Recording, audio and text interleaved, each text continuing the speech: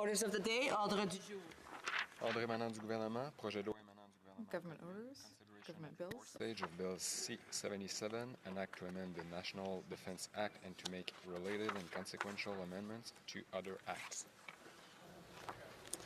Comme il n'y a aucune motion à l'état du rapport, There being no motions at report stage, the House will now proceed without debate to the putting of the question on the motion to concur in the bill at report stage. Sajan, seconded by Ms. Petitpas-Taylor, moves that Bill C-77, an act to amend the National Defense Act and to make related and consequential amendments to other acts as amended, be concurred in at report stage. Plaît-il la Chambre adopter cette... Is it the pleasure of the House to adopt the motion? Agreed? Carried?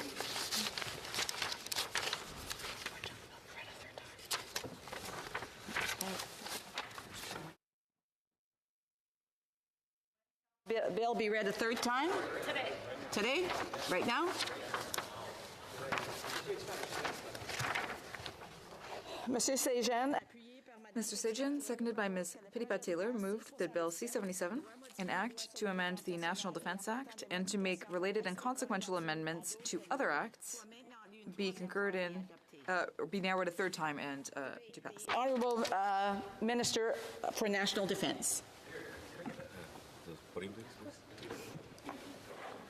Madam Speaker, I'm pleased to be here today in support of Bill C-77, an act to amend the National Defense Act and to make related and consequential amendments to other acts.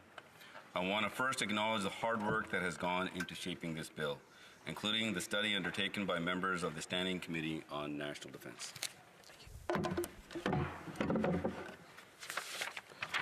I'm pleased to say that due to the care and dedication to improving our military justice system, our Canadian Armed Forces members, the final bill enjoys support from all parties. So this bill was drafted with the same care for our people in mind, because, as I've said this before, our people are at the heart of everything that we do. They make extraordinary sacrifices every single day in service of our country, and we hold them to a high standard of conduct in all that they do, whether at home or abroad. They deserve a military justice system that promotes discipline, efficiency, and morale within the Canadian Armed Forces. Through Bill C-77, we are bringing important changes to our current framework that will allow us to provide this type of support to anyone going through the military justice system. Now, many of you are already familiar with the proposed changes and the improvements they will make to enshrine victims' rights in the system, to reform the summary trial process to ensure that minor breaches of military discipline are dealt with in a non-penal, non-criminal process, to seek harsher punishments for service offenses and harsher sanctions for service infractions motivated by bias, prejudice, or hate based on gender identity or expression, and to ensure that specific circumstances of Indigenous offenders are considered when imposing a sentence. The changes we are proposing are long overdue and necessary. We recognize that we need to continually improve our military justice system. These changes align with the mandate given to me by our Prime Minister to make the Department of National Defense and the Canadian Armed Forces workplaces free from harassment and discrimination. And they follow closely with our government's action outside of the Canadian Armed Forces to ensure that Canada is a safe and welcoming place for all Canadians and people living in Canada. This legislation builds on our government's commitment to the values of fairness and equality. These values are also key tenets of Bill C-65, which makes workplaces in the federal sphere and in Parliament free from harassment and discrimination. And this received royal assent last October. It will help Canadians to prevent incidents of harassment, enable them to respond to events that do occur, and most importantly, support victims, survivors, and employers. Our government is also making strides to ensure fairness and equality for LGBTQ2 Canadians. Since our Prime Minister's formal apology to the LGBTQ2 Canadians for decades of institutional discrimination and harassment, we have taken steps to compensate those affected. administration of a settlement agreement between the Government of Canada and current and former members of our Canadian Armed Forces is underway.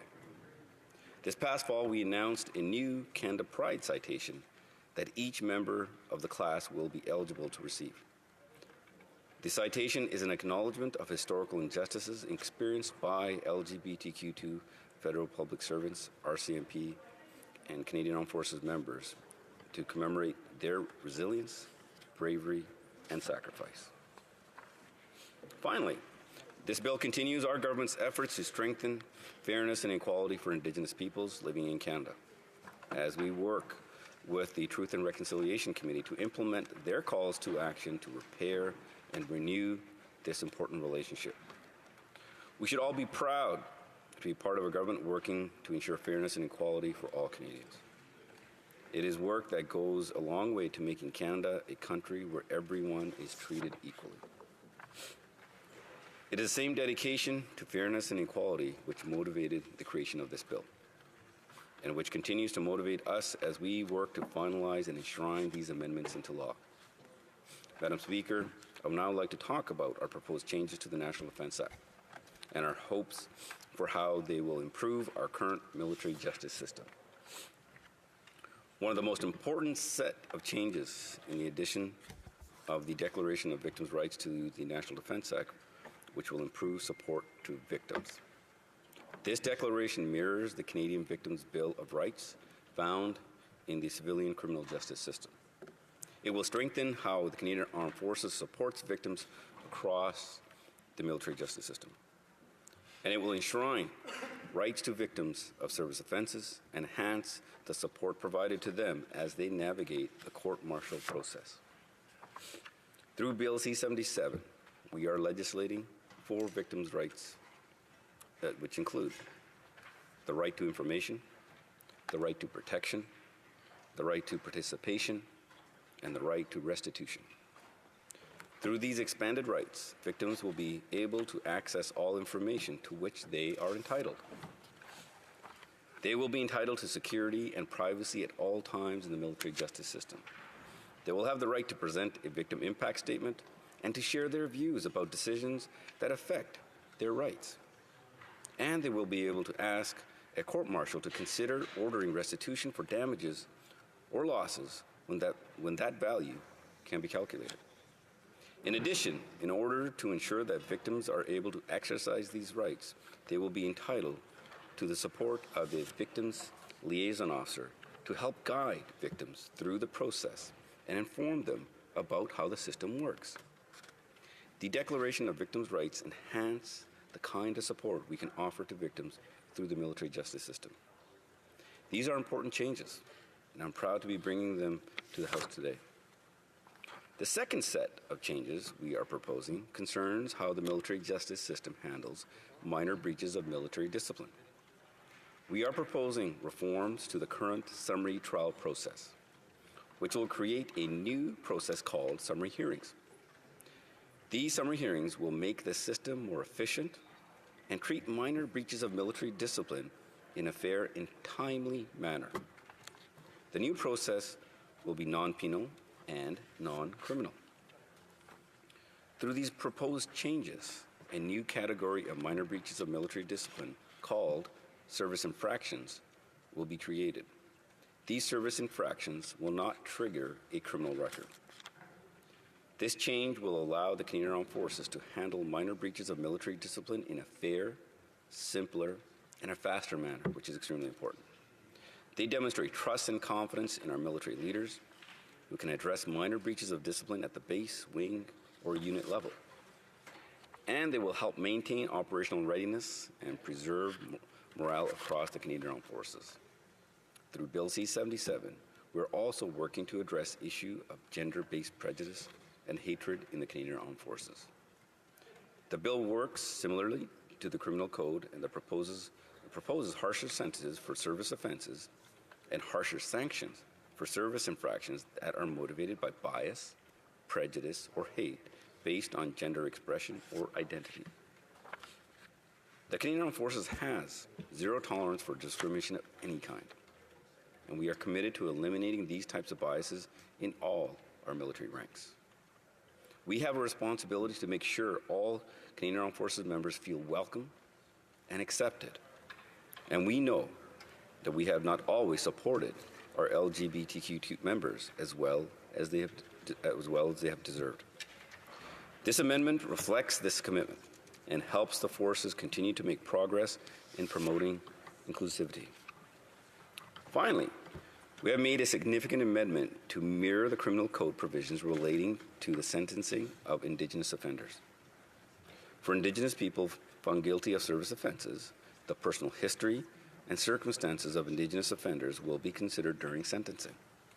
And finally, all available punishments that are deemed appropriate given the harm done will be considered with particular attention to the circumstances of Indigenous offenders. This sentencing principle also acknowledges the historic wrongs which will negatively affect Indigenous peoples living in Canada today. As our Prime Minister has said on many occasions, no relationship is more important to our government and to Canada than the one we have with the Indigenous people. Indigenous women and men play an important role in the Canadian Armed Forces. There are nearly 2,500 Indigenous members in the regular and reserve force. And it is our responsibility to ensure that they are well supported throughout their entire military careers. So, Madam Speaker, these proposed changes to the National Defence Act are key to supporting our women and men in uniform. Canadian Armed Forces members need and deserve a military justice system that is transparent, fair, and equitable, and a military justice system which helps keep the Canadian Armed Forces fair and inclusive for all Canadians and people living in Canada. Our people are at the heart of everything that we do. They are the reason we work hard to ensure that the Canadian Armed Forces is welcoming and inclusive for all our members, including women. And the reason we introduced Operation Honor to eliminate sexual misconduct from the Canadian Armed Forces and to change military culture to ensure it is a respectful workplace of choice for all people living in Canada. The support provided to the Canadian Armed Forces members through initiatives like these cannot be overstated. And through Bill C-77, we are making sure that the military justice reflects Canadian values, eliminates discrimination, and ensures victims have a choice throughout the legal process. The members of the Standing Committee on National Defence heard from a variety of witnesses in order to get a full picture of how it will affect our members, including the Judge Advocate General of the Canadian Armed Forces, the Bureau du Quebec, and the senior military leadership, as well as former members of the forces and the family. Again, I want to thank all of you who have worked hard to move this bill forward. Your hard work has led to several amendments, some of which have been incorporated and will make this bill stronger. I also want to specifically recognize the important conversations surrounding mental health and the self-harm that came up during the recent study at the Standing Committee on National Defence. During their study of the bill, members of the committee raised concerns about a provision in the National Defence Act which make it a service offence for a military member to willfully injure themselves with intent to render the member unfit for service. We take the well-being of our women and men in uniform very seriously. That is why we are investing $17.5 million on a Centre of Excellence focused on the prevention, assessment, and treatment of PTSD and related mental health conditions for military members and veterans. That is why we have over 400 full-time mental health workers and we are intending to hire more. That is why we included the total health and wellness strategy in our defense policy. And that is why we launched the Joint Suicide Prevention Strategy with Veterans Affairs last year. Madam Speaker, our government recognizes that military service places a unique demands on our brave women and men of the Canadian Armed Forces. And as such, I've invited the committee to undertake a study on mental health and self-harm in the Canadian Armed Forces, which will allow us to thoughtfully and thoroughly consider these issues. And I look forward to working with the committee members to develop a better understanding of these issues and to come up with solutions which will benefit all of our women and men in uniform. Madam Speaker, it's a pleasure to see the legislation progress to third reading and to stand in front of you today in support of all members of the Canadian Armed Forces as well. They deserve a military justice system that maintains discipline, efficiency, morale in the Canadian Armed Forces while respecting Canadian values. And they deserve a military justice system that provides fair and equitable treatment regardless of race, orientation, and gender. So, a lot of discussion has had, and hopefully we can have a quick passing of this bill. And once again, I just want to thank all members for their input into this bill. Thank you very much, Madam Speaker. Questions and comments? The honourable member for Selkirk Interlake Eastman. Well, thank you, Madam Speaker, and I want to thank the Minister of National Defence for being here today and for bringing Bill C-77 back at report stage and third reading. I've always appreciated the Minister's service to this country as a veteran, as a Lieutenant Colonel in the Canadian Army. Of course, his service as a police officer, he's always stood up for the rule of law and making sure that our legislation that we have before us today reflects his own personal commitment. Now, it's come to light in recent days that a crime may have been committed within our cabinet. Undue pressure upon someone to change the outcome of a criminal case. As someone who has been a law enforcement officer, it has been said, as reported in the media this week, that cabinet members witnessed this undue pressure. And as a former police officer, would the minister want to report that crime? The Honourable Minister of National Defence. Madam Speaker, I thank the member opposite for acknowledging my service, and it's always, when I look at my position of the work that I do, to making sure that it reflects that we serve our women and men, and I thank all parliamentarians who take the similar role in this, and I thank the member as part of committee looking at how we can improve the criminal justice system. As he very well knows, it is very important to support our victims, and this bill does just that. And it's very important to making sure that the military criminal justice system is more efficient. And one of the improvements that we have seen out of this, and some one thing that I can bring back to my experience, it allows for a much more efficiency from a summary trial system, puts it into a summary hearing system that allow commanding officers, the leadership to be able to move much more faster and move these more serious offenses into a proper court-martial system. Thank you, Madam Speaker. Questions and comments? The honourable member for Courtenay Alberni. Thank you, Madam Speaker. And I also would like to thank the Minister of Defence and now Veterans Affairs for being here today. I'd also like to congratulate him on this new post as Veterans Affairs Minister. Of course, Madam Speaker, I'll be encouraging the Minister to work with his Cabinet and government as they get their business sorted to appoint a full-time Minister of Veterans Affairs, as he knows very well how complicated the issues are that are facing our veterans. Today, obviously, we're supporting this bill.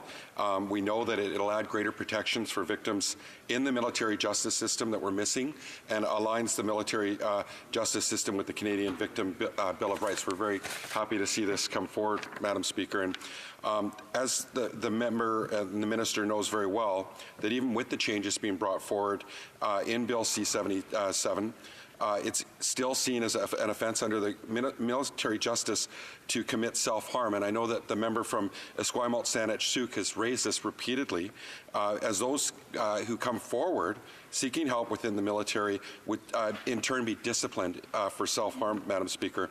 So I asked the minister, he cited about calling on a committee to look at this. Madam Speaker, he had an opportunity right now to include that in this bill and protect and create safeguards for those that are committing self-harm, to protect them. What safeguards are the Liberals going to put forward to address the real needs of mental health supports in the military that will ensure that that services are delivered free of punishment and disciplinary actions? The Honourable Minister of Defence. Madam Speaker, the member brings up a very important point. One thing I want to assure the member when it comes to supporting veterans, our government is committed to this cause. And I won't go through the number of the investments and the work that has been done. With regards to this bill, I appreciate the support from the member opposite for this bill. And the other issue that he brought up regarding the challenges of mental health is extremely important one, and we listened. we want to make sure that we solve this problem, and we want to be able to tackle it in a manner that actually shows results. This is about making sure that we eliminate the stigma for people to be able to come forward, making sure that we can provide the right support. For example, we looked at even things like universality of service. So all those various challenges, and I've spoken to many family members regarding this, making sure we have their input regarding this. But that aspect that has been brought forward, we want to make sure that we achieve the result. What we're trying to do as part of this bill is different. But making sure that victims who are having mental health challenges, removing that stigma is something that we are committed to. We have put a number of initiatives forward, and the entire Canadian Armed Forces Chain of Command is committed to this. Thank you, Madam Speaker. Questions and comments? The Honourable Parliamentary Secretary, the Government House Leader. Yes, thank you, Madam Speaker. And I must say I do value and appreciate the work that the Minister has put together, not only on this piece of legislation, but even in all aspects of the department. And with respect to the legislation that we have before us, it is very much a modernization that we're seeing in the way in which military justice, and I love the aspect of the victim rights that's being incorporated into the legislation. And maybe you could just kind of share with us some of the work that has been put together to bring forward this legislation. I know many from within the department, different stakeholders have all had an opportunity to provide that input, and if he might want to just provide his reflections in regards to the many components that have ultimately led us to have this legislation where it is today. The Honourable Minister of National Defence. Thank you, Madam Speaker. I think Canadians expect, when it comes to its military and especially the military justice system, that it reflects the criminal justice system that is there for everybody. And right now, the Victims' Rights Bill, Bill C-77, brings it in line with what Canadians expected. So making sure that victims' rights are taken into account.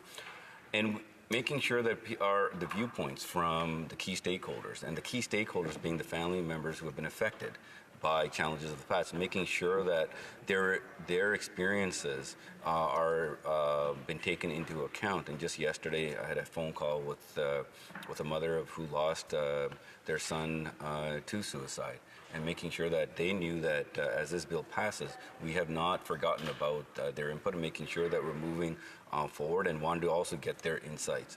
And so it's more than just about parliamentarians having a say, Madam Speaker. This is about making sure that Canadians who have been impacted by this have a say, and then we have taken that into account. Thank you, Madam Speaker. Comments? The Honourable Member for Saskatoon West. I want to thank the Minister for his speech and his comments, and I would like to follow up on the conversation we are having around self-harm and the fact that it remains a crime within the military.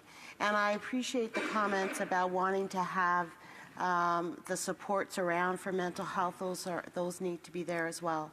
But through you, Madam Speaker, I need to remind the Minister, as if self-harm continues to be a crime within the military code, then there is stigma attached to it, and people will not come forward and get the help they need, no matter how much mental health support there is. And secondly, those families, friends who have a family member, a friend who has committed suicide, the stigma is there to them as well, not to talk about it. And we're doing more harm than good when we don't acknowledge that. It's this, one of the biggest challenges for people getting mental health services is the stigma attached to it. And I really encourage the Minister to do all he can as soon as possible to remove that real barrier to people getting help. Thank you, Madam Speaker.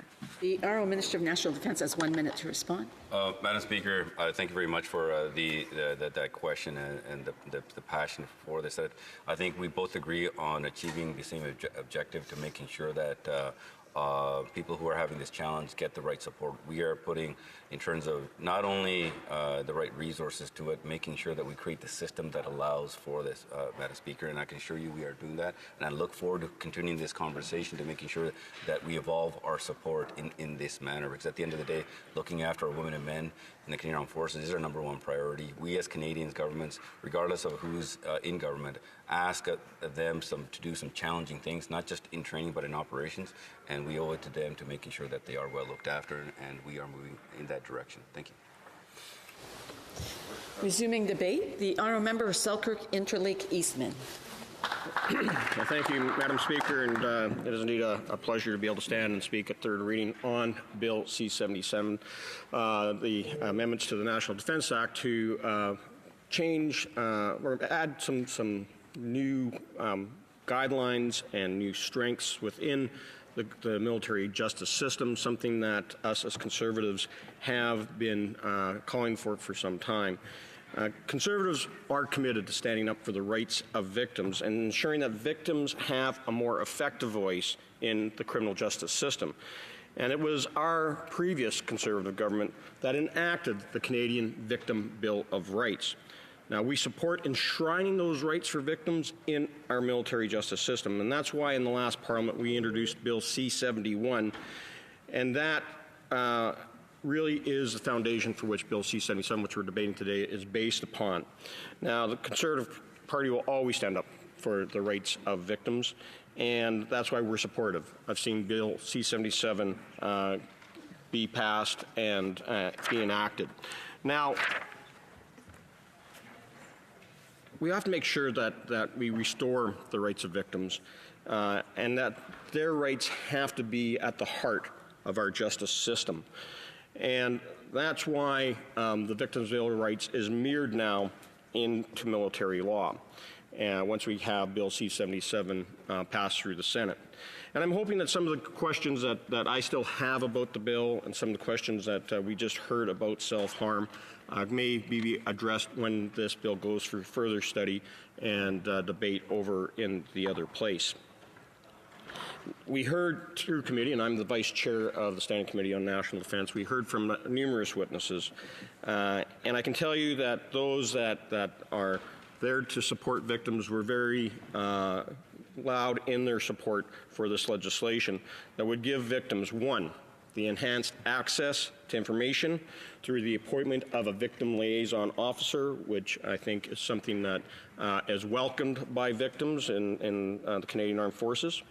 Two, it will enhance the protection for those victims through new safety, security, and privacy provisions so they don't have to be concerned about their self, they don't have to be concerned about their information being used inappropriately through a violation of their own privacy.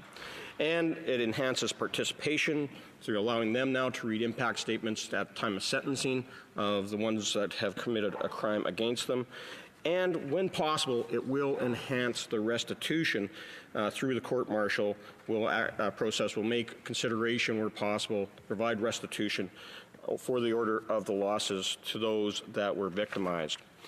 Now, in the previous government, our Conservative government took significant steps to protect Canadians and stand up for victims of crime. We understand that the highest priority for any government must be to ensure that the safety of its citizens and those that are serving in the Canadian Armed Forces, and that is a responsibility of government. We took that seriously as a Conservative government, and I'm glad to see the ministers taking it seriously within the amendments in Bill C-77. Putting the rights of victims back at the heart of the justice system is important, and it is crucial to ensure fairness, to ensure that our justice system is compassionate, and that it provides a balance both to the rights of the victim and the rights of the convict, or those convicted. So it's about courtesy, compassion, and respect, and that has to be in at every stage of the justice process, whether it's in civilian courts or whether it's in military courts. Now, our previous Conservative government was committed to reversing that trend and keeping our streets and communities safe for Canadians and their families, and we have taken concrete steps to bring those offenders to account for their actions. Now, as all of us on this side of the House, we're proud of our previous government's record, a record that includes the Safe Streets and Communities Act, the reform of not criminally responsible legislation, laws against sexual exploitation, and of course, cyber intimidation and bullying. And we, as Conservatives, believe that it's far too long the criminal justice system was about the rights of criminals, and we believe that the victims have to be placed at the very heart of the justice system. And they deserve and should have the right to information, the right to protection, the right to participation, and where possible, a right to restitution. And that is encompassed in the Canadian Victims Bill of Rights, which is landmark legislation and is now going to be reflected in the National Defense Act as it applies to our military. Now, really, a lot of people always wonder why we have a dual system, why there is one for civilians and why there is a different system in place for our military members. And I like to use this quote that came from Maurice de Saxe, who used to be the Marshal General of France, and he noted back in 1732 that when he was writing about the science of warfare, that military discipline is the soul of armies. If it is not established with wisdom and maintained with unshakable resolution, you will have no soldiers. Regiments and armies will only be contemptible, armed mobs, more dangerous to their own country than to the enemy. And of course, we have witnessed that in modern times in other countries around the world. And that's why back in 1950, the National Defense Act was established, which established a military justice system. Now, as we know that we already have what I consider the best of the best that serve in the Canadian Armed Forces. And because they are the best of the best, and because they are given the order to use lethal force when necessary in defending Canada, in defending Canadians, in defending those who can't defend themselves around the world, they have to be held to a higher standard. And we have to have a military justice system in place that reflects the law of the land while they're sitting here at home in Canada, but also are still held to that same standard and those same values and under those same principles when they're deployed abroad. Now, as the Minister has already pointed out, that some of the changes that we're doing in the Bill C-77 is about building upon the Code of Service Conduct and Operation Honor in particular.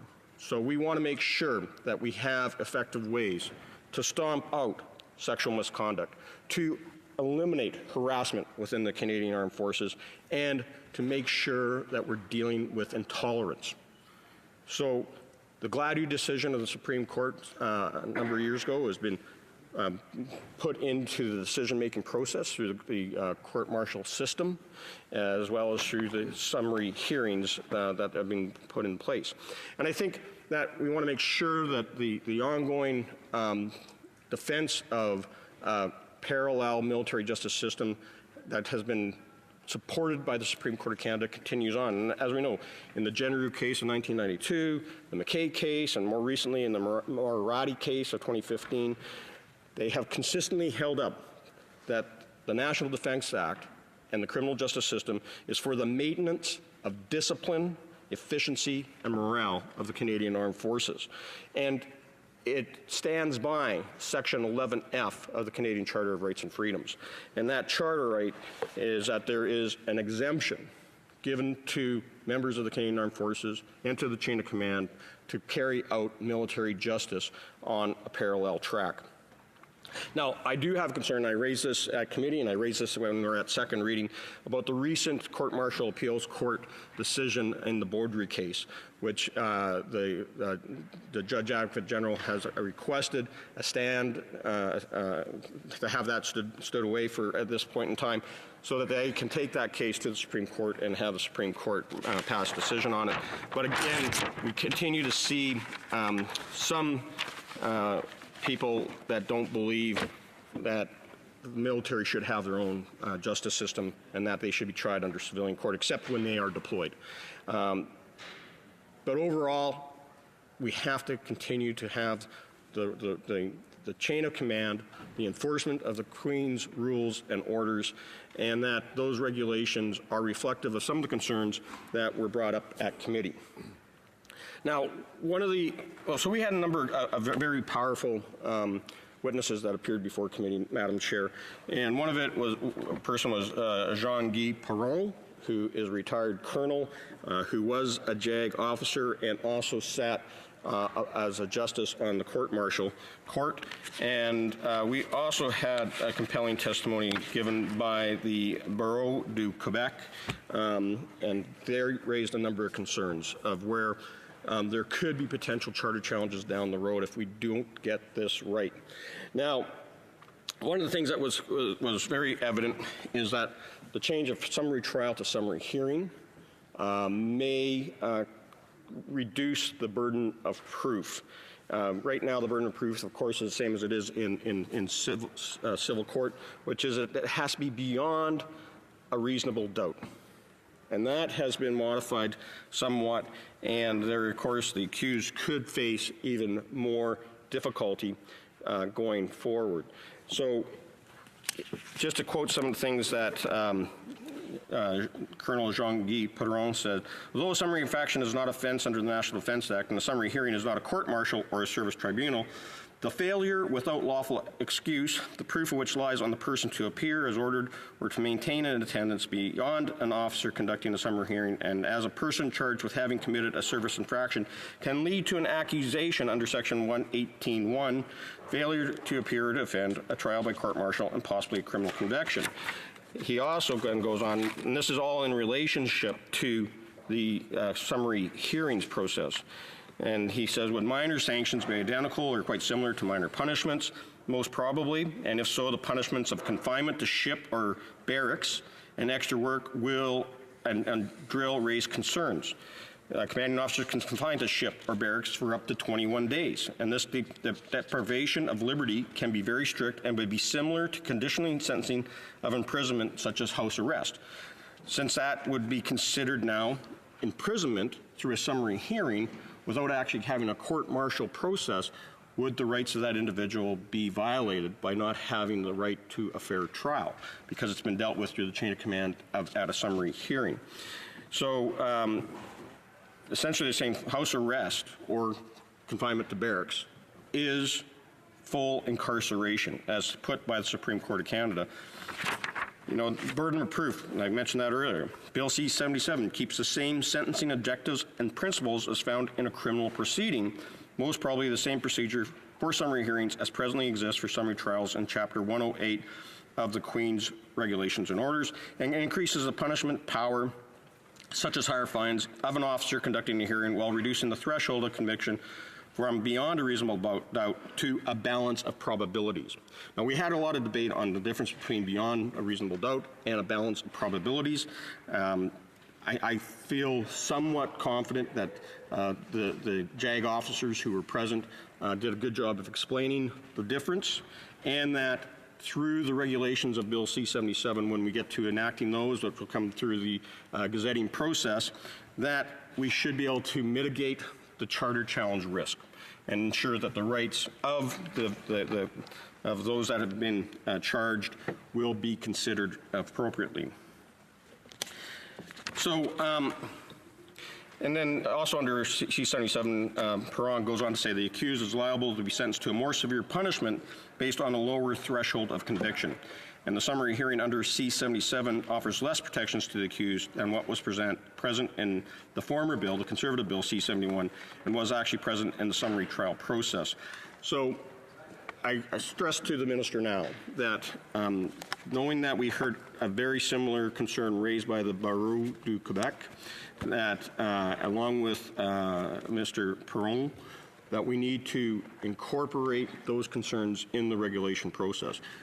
We had assurances at committee that that would be done. We brought forward amendments that weren't accepted at that stage on how we dealt with it, but I was glad to see that at least one of our amendments that we did bring forward, which changed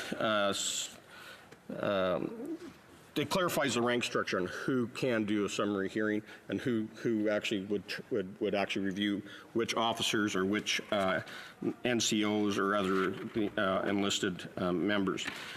The one thing, as we've already been discussing, of course, is that we never did get to fully debate Section 98C which is the self-harm. It was ruled out of order by the chair, but I do want to thank the member from Esquimalt, Saanich Suk, for bringing that forward. We had Sheila Fines at committee and her family, and they, of course, lost their son, Corporal Stuart Langridge, to suicide in 2008. He served in Bosnia, served in Afghanistan, and they feel very passionately that Section 98C of the National Defense Act, which deals with self-harm, that it does add to the stigmatization, that those that want to hurt themselves won't come forward for help because they could be charged under the National Defense Act and at the very least be put in front of a summary hearing or could get full court-martial. And we were assured in all the witnesses that this section of the National Defense Act is rarely ever used. And it also, Madam Speaker, really does, for those that are concerned about those that malign themselves, those that actually literally go out and shoot themselves in the foot so they don't have to be deployed, or that they go out there and purposely go and sprain their ankles so they don't have to go on exercise and carry their 80-pound rucksack and go marching for 40 miles over the next day. Those that try to avoid service, avoid exercises, don't want to go into theater, that there is plenty of other avenues under the National Defense Act to hold those people to account and bring them to justice for not following orders. But when it comes down to the mental health of our servicemen and women, those who are suffering with PTSD, those who are dealing with anxiety, and those that have been in theater and have witnessed some horrific abuses and atrocities and violations against humanity, those individuals need help. And the last thing we want to be doing is stigmatizing it and sending the message that they will be charged under Section 98C of the National Defense Act for self-harm. So I again hope, Madam Speaker, that we'll see the Minister take this forward and consider it and find a way to bring it quickly back to the House in a different bill if that's possible. I'm sure that you can get unanimous consent at all three stages to delete that section of the Act. Since it was found to be outside of the scope of Bill C-77, I would suggest that we find a different avenue to do it. And that we do it in as quickly as possible, as compassionately as possible, and one that will more than help those that struggle with the thought of suicide, that they will step forward. Madam Speaker, I'll just close in this. I have a few minutes left. You know, we have an incredible Canadian Armed Forces. The one thing that we recommended through the Defense Policy Review a few years ago, and which is reflected in the Liberal defense policy now, is that the number one source of pride within the Canadian Armed Forces are the personnel, and that we want to ensure that we give them the tools to do their job. Whether they serve in the Canadian Army, the Royal Canadian Navy, or the Royal Canadian Air Force, these brave men and women do incredible work to keep us safe here at home.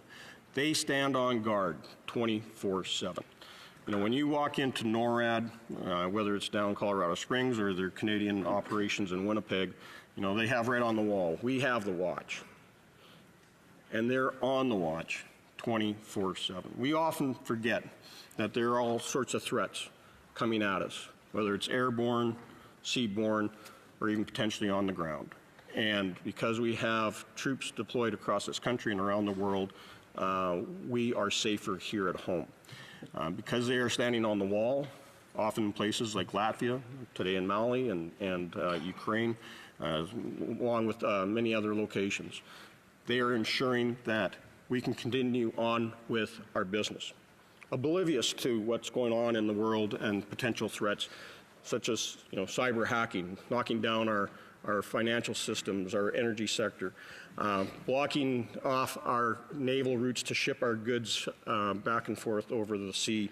Our economy, our safety, our prosperity is built upon us as Canadians, but more importantly, it's defended by those that serve in the Canadian Armed Forces. And on behalf of all Conservative members, indeed members of this House, I'd say thank you for you that serve, because you keep us, the true North, strong and free. Questions and comments? Questions et commentaires? The Honourable Member for London Fanshawe. Well, thank you very much, Madam Speaker. I heard the members say very clearly that we need to restore the rights of victims. And I did listen very carefully and would ask, given the reality of PTSD and mental health issues among Canadian military personnel, and the failure of this government to strike Section 98C that makes self-harm a disciplinary offense that could mean life imprisonment for a victim of PTSD who attempts suicide, will the member continue to support NDP efforts to remove Section 98C, and will he support our private member's bill C-426 that seeks to finally do the right thing and remove Section 98C? The Honourable Member for Selkirk Interlake Eastman. Well, Madam Speaker, as I said through my speech, that I appreciate the hard work that the NDP defence critic, the member from Esquimalt, Saanich-Sooke, has done on this. I have talked to Sheila Fines as to other family members who also, and other members of the Canadian Armed Forces who believe that 98C need to be removed. Now, I know that there's some concern making sure that we balance off those that intentionally harm themselves to stay out of service, whether it's on exercise or going into theater, those that literally shoot themselves in the foot, versus those that are stigmatized because they need the help because of their mental health issues through PTSD and other operational stress injuries. So, as I said, I would look at this private member's bill. I will work alongside any member in this House on how we can strengthen the military justice system while we destigmatize those that are dealing with this problem of self-harm. And Madam Speaker, I think that really it comes down to is that we should work quickly and maybe even task the Standing Committee on National Defence on how do we balance off the concern of making sure that those that are held to account that are trying to avoid service versus those that are trying to hurt themselves and will commit suicide because they are dealing with operational stress injuries. So I'm here to work with anyone that wants to carry that forward. Thank you, Madam Speaker. Questions and comments? The Honourable Member for Guelph. The Honourable Member across the way. The proof is in budgets, and the proof is in investing dollars in the supports that are needed. The previous government was cutting services and cutting Veterans Affairs offices and cutting mental health supports. So would the member across the way agree that investing in mental health, such as our new mental health centers of excellence that we've opened up, and the restoring of the support offices is a good way to head, and that we need to put budget money forward to support our veterans and our military personnel? For Selkirk Interlake Eastman. Well, Madam Speaker, I just draw the members to the PBO report this week, which showed that the Liberals failed and broke their promise on bringing back pensions for life. They missed it by about $20 billion. They're only spending about, they're close, it was but not even close. And that those that are the most injured as veterans will receive $300,000 less under the Liberals.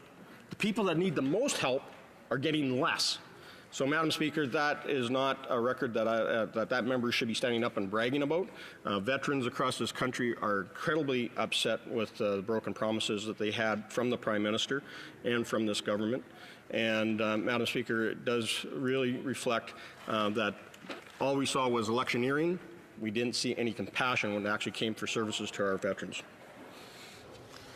Questions and comments? The Honourable Member for Central Okanagan, Similkameen Nicola. Thank you, Madam Speaker. When I sat on the Finance Committee, and I'm actually going to bounce off of what the member for Guelph just asked. When I was on the Finance Committee, we actually saw changes for the Pensions for Life program come through the omnibus bill.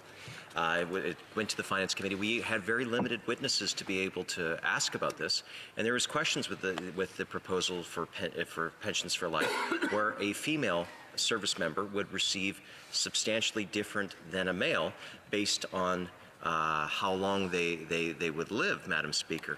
And so I'm very concerned that this government is treating people differently. Are there any concerns by this member in this piece of legislation that would treat members differently within our armed forces when they're facing the justice system? The honourable member for Selkirk Interlake Eastman. I want to thank my colleague from Kelowna for his input and for his hard work that he's been doing on the Finance Committee and standing up for veterans, something that we have always done and will continue to do. This legislation, I think, balances off the rights of the victim along with the rights of those that have been accused of conducting criminal activity or violating the code of service conduct or violating the Queen's regulations and orders, that they will have the chance to appeal some of these decisions, that they will always be treated fairly and with respect by the chain of command and by the Judge Advocate General. Some of the concerns that I raised on making sure that the burden of proof is dealt with through regulation has to be taken into consideration because that was raised by expert witnesses on the legal system, and ensuring that those things are put in place to protect those that are accused, as well as we already have now the rights of the victims embedded into the National Defence Act. And comments? The honourable member for Port Moody, Coquitlam.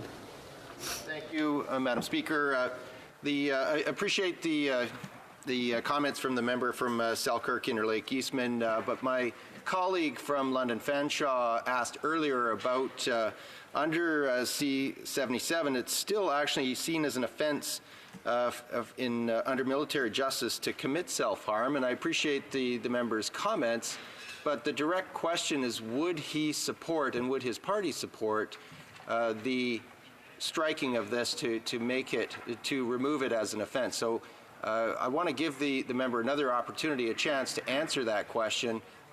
He did talk about the great work of our defense critic, but didn't really answer the question. So I'd like to provide another opportunity to say, will he support this move to strike this? Thank you, Madam Speaker. The honourable member for Selkirk Interlake Eastman. I want to thank my friend for that question. And yeah, to be very clear, 98C should be eliminated. For those that have concern that we need to make sure that those that malign themselves or malign others to avoid service, not necessarily out there to self-harm, but they will harm themselves to stop from being deployed, as an example, that needs to be dealt with in another part of the legislation. Maybe it's strengthening 98A and B. So it might be a two-tiered system. But 98C, which is part of the problem with self-harm and the stigmatization that we see around mental health and suicide within the Canadian Armed Forces, needs to be eliminated. We had that chance to delete that clause and unfortunately was ruled out of order. Comments? The Honourable Parliamentary Secretary to the Minister of Families, Children and Social Development. One of the components of this piece of legislation deals with hate crimes, or a variation of hate crimes. We know in Toronto we had a very high-profile case where reservists assaulted a homeless man, in fact murdered a homeless man after coming off of duty at a local armory. The armed forces are drawn from all corners of the country, and they're no better or worse than any other group of people. And I'm not meaning to suggest that there's a systemic problem in the armed forces. But I didn't hear the member opposite address the issues of what happens when homophobia, what happens when LGBTQ two-spirited individuals are either within the armed forces or even in proximity to the armed forces, when their rights are not respected properly by members of the armed forces.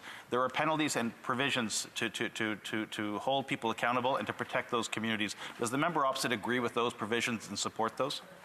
The honourable member for Selkirk Interlake Eastman, a brief answer. No, Madam Speaker, the member didn't listen very closely to my speech then, because I actually talked about in the speech that this changes within Bill C-77 increase the standards under the Code of Service Conduct. So Operation Honor will be more able to stomp out sexual misconduct, stomp out intolerance, whether it's racism, whether it's homophobia, whether it's violations against those based upon their sexual orientation, and it will also stomp out harassment.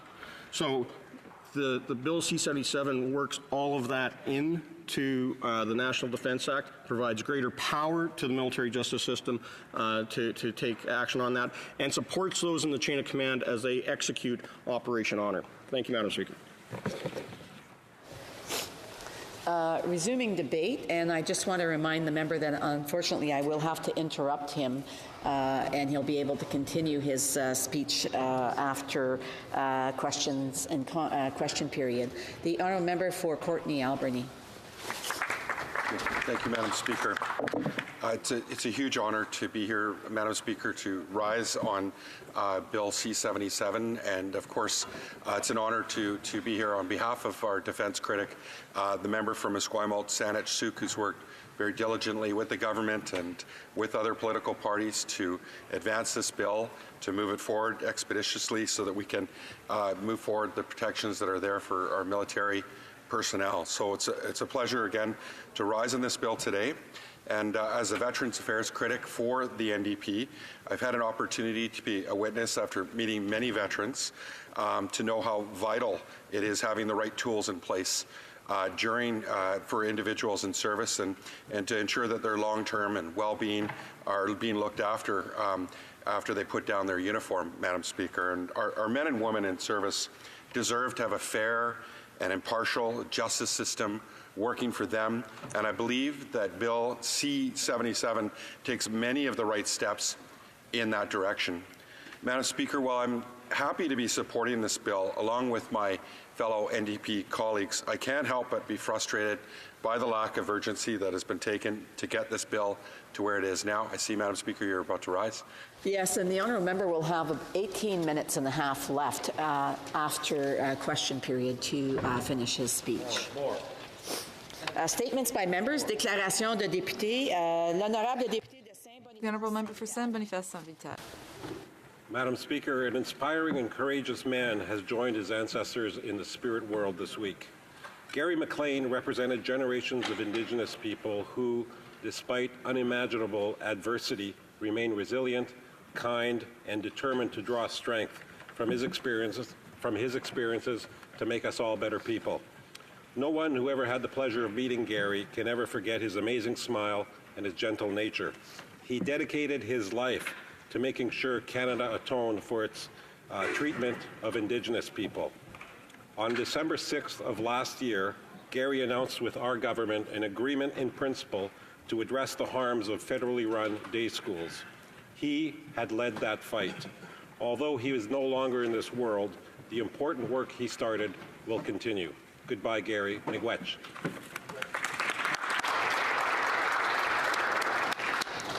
L'honorable député de Charlebourg. The honourable member for Charlebourg-Saint-Charles. Madam Speaker, the second annual National Impaired Driving Prevention Week will be held from March 18th to 24th this year. In February 2018, the House passed Motion M148, recognizing how important it is for Canadians to be aware of the consequences of driving under the influence. As the week approaches, I'm thinking of Thomas Raté, who died on March 23, 2018 at the age of just 17 as he walked on the side of a road with his friends. He was, sadly, hit by a drunk driver.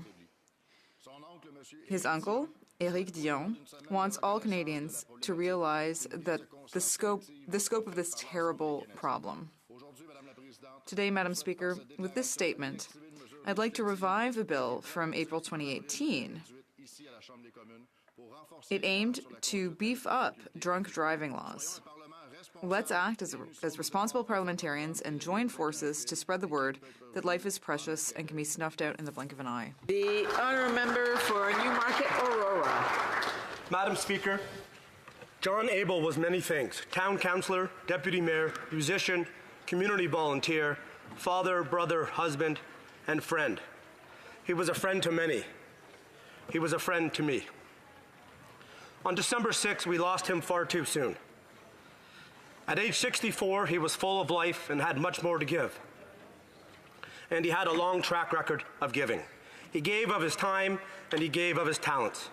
And talented he was. He enjoyed playing the guitar and singing. He loved the Aurora Winter Blues Festival. Many organizations benefited from his generosity, including the Aurora Senior Center, Aurora Cultural Center, and the Aurora Sports Hall of Fame. He coached baseball, hockey, and soccer. It was a rare day in Aurora if we didn't see John Abel supporting a local group or an important cause such as accessibility. His final act of generosity saw him donate his lungs. To his wife of 32 years, Tracy, to his children, Devin and Eric, I send my deepest sympathies and condolences. I also send my appreciation for sharing John with all of us. Aurora will never be the same without him. John, we miss you. Rest in peace.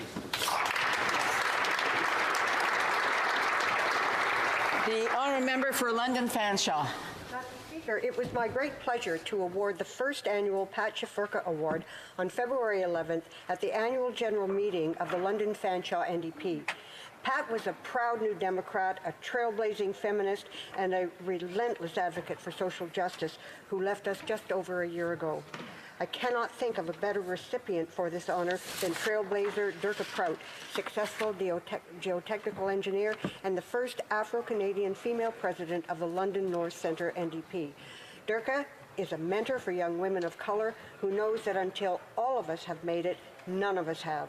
In the spirit of Rosemary Brown and Pat Shafurka, Dirka is seeking the NDP nomination to challenge the member for London North Centre in the next federal election. I know without a doubt that she will represent her constituency well, and I look forward to watching her rise. Congratulations, Dirka. This is just the beginning. The honourable member for London North Centre. Thank you, Madam Speaker. Established in 1863, Huron University College is the founding college of Western University. It is an historic institution, however, history can only carry a university so far. That's why in 2016, after Huron hired Dr. Barry Craig, their 17th president, a new strategic vision was implemented. Huron is now the only undergraduate university in Canada to offer elite yet accessible education that unites liberal arts with leadership, all built upon an ethical core. From reshaped programming that integrates social responsibility, ethical leadership, and community engagement, to curriculum that pairs the traditional advantages of liberal arts with the skills of business and of management. Huron is challenging students to combine in-class studies with community service, community-based learning, mentorship, and internships. To Dr. Craig, their faculty, their staff, and students, I say thank you for your leadership. Huron is truly creating leaders with heart who care about the world and those around them. Also, my fiance is an alumnus, Madam Speaker, and would have killed me if I didn't mention that. Thank you very much.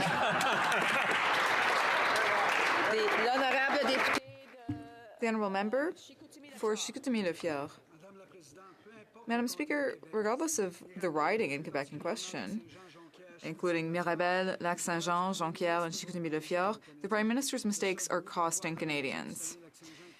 The migration into Saguenay-Lac-Saint-Jean is still negative.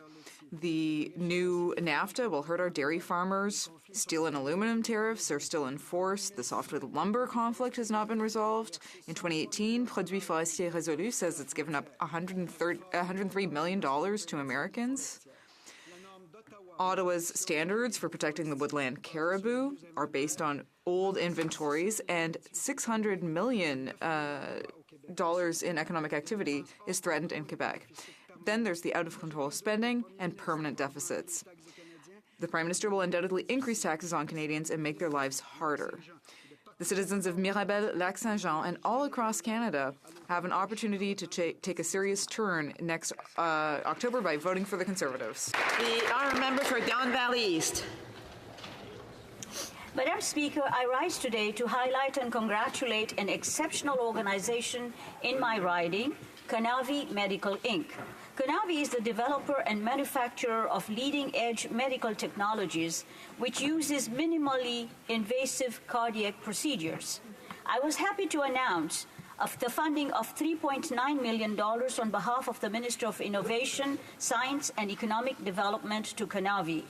This investment will allow the company to expand its existing facilities by 8,000 square feet, create 60 new high-skilled full-time jobs, and provide expansion opportunities here and abroad.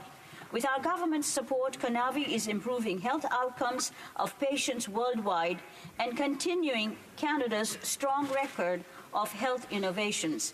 I am proud of our government's investment in my riding and wish Conavi continued success both here and abroad. Thank you, Madam Speaker. The Honourable Member for Vaudreuil-Soulanges. Madam Speaker, Paul Gérin-Lajoie made an enormous contribution to Quebec and to my community of Vaudreuil-Soulanges. As Minister of Education, he worked to provide education to an entire province. Then he took on the challenge to help the most vulnerable. As the provincial member for Vaudreuil-Soulanges, he fought to leave future generations in Vaudreuil-Soulanges a strong, united, and proud community. On February 25th, thanks to the Vaudreuil-Soulanges Regional Museum, the Paul Gérin-Lajoie Foundation, the Trois-Lacs School Board, the Municipal Council of Vaudreuil-Soulanges, and the City of Vaudreuil-Dorion, our community will be able to celebrate the life of this great man. Citizens will be able to participate in an intergenerational spelling bee and watch a documentary about his life.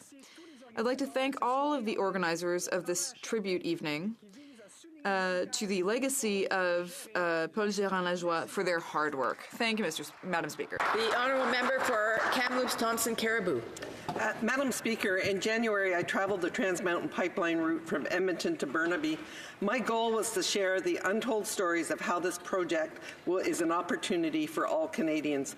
The following are just a few examples of what I heard. Bruce Wilkinson in Valemount talked about the company's critical support for Chinook habitat. All the mayors of Interior of BC voiced a desire to see shovels in the ground. Chief Labourdier expressed his desire for equity partnerships and a satisfaction with the First Nations environmental concerns being addressed. Almost without exception, they suggested for environmental and supply chain management, rail is not the best option for transportation. We must get this pipeline built. I invite everyone to visit my Facebook site and watch the 2 episodes of TMX, Opportunity for All Canadians. The Honourable Member for Calgary Centre.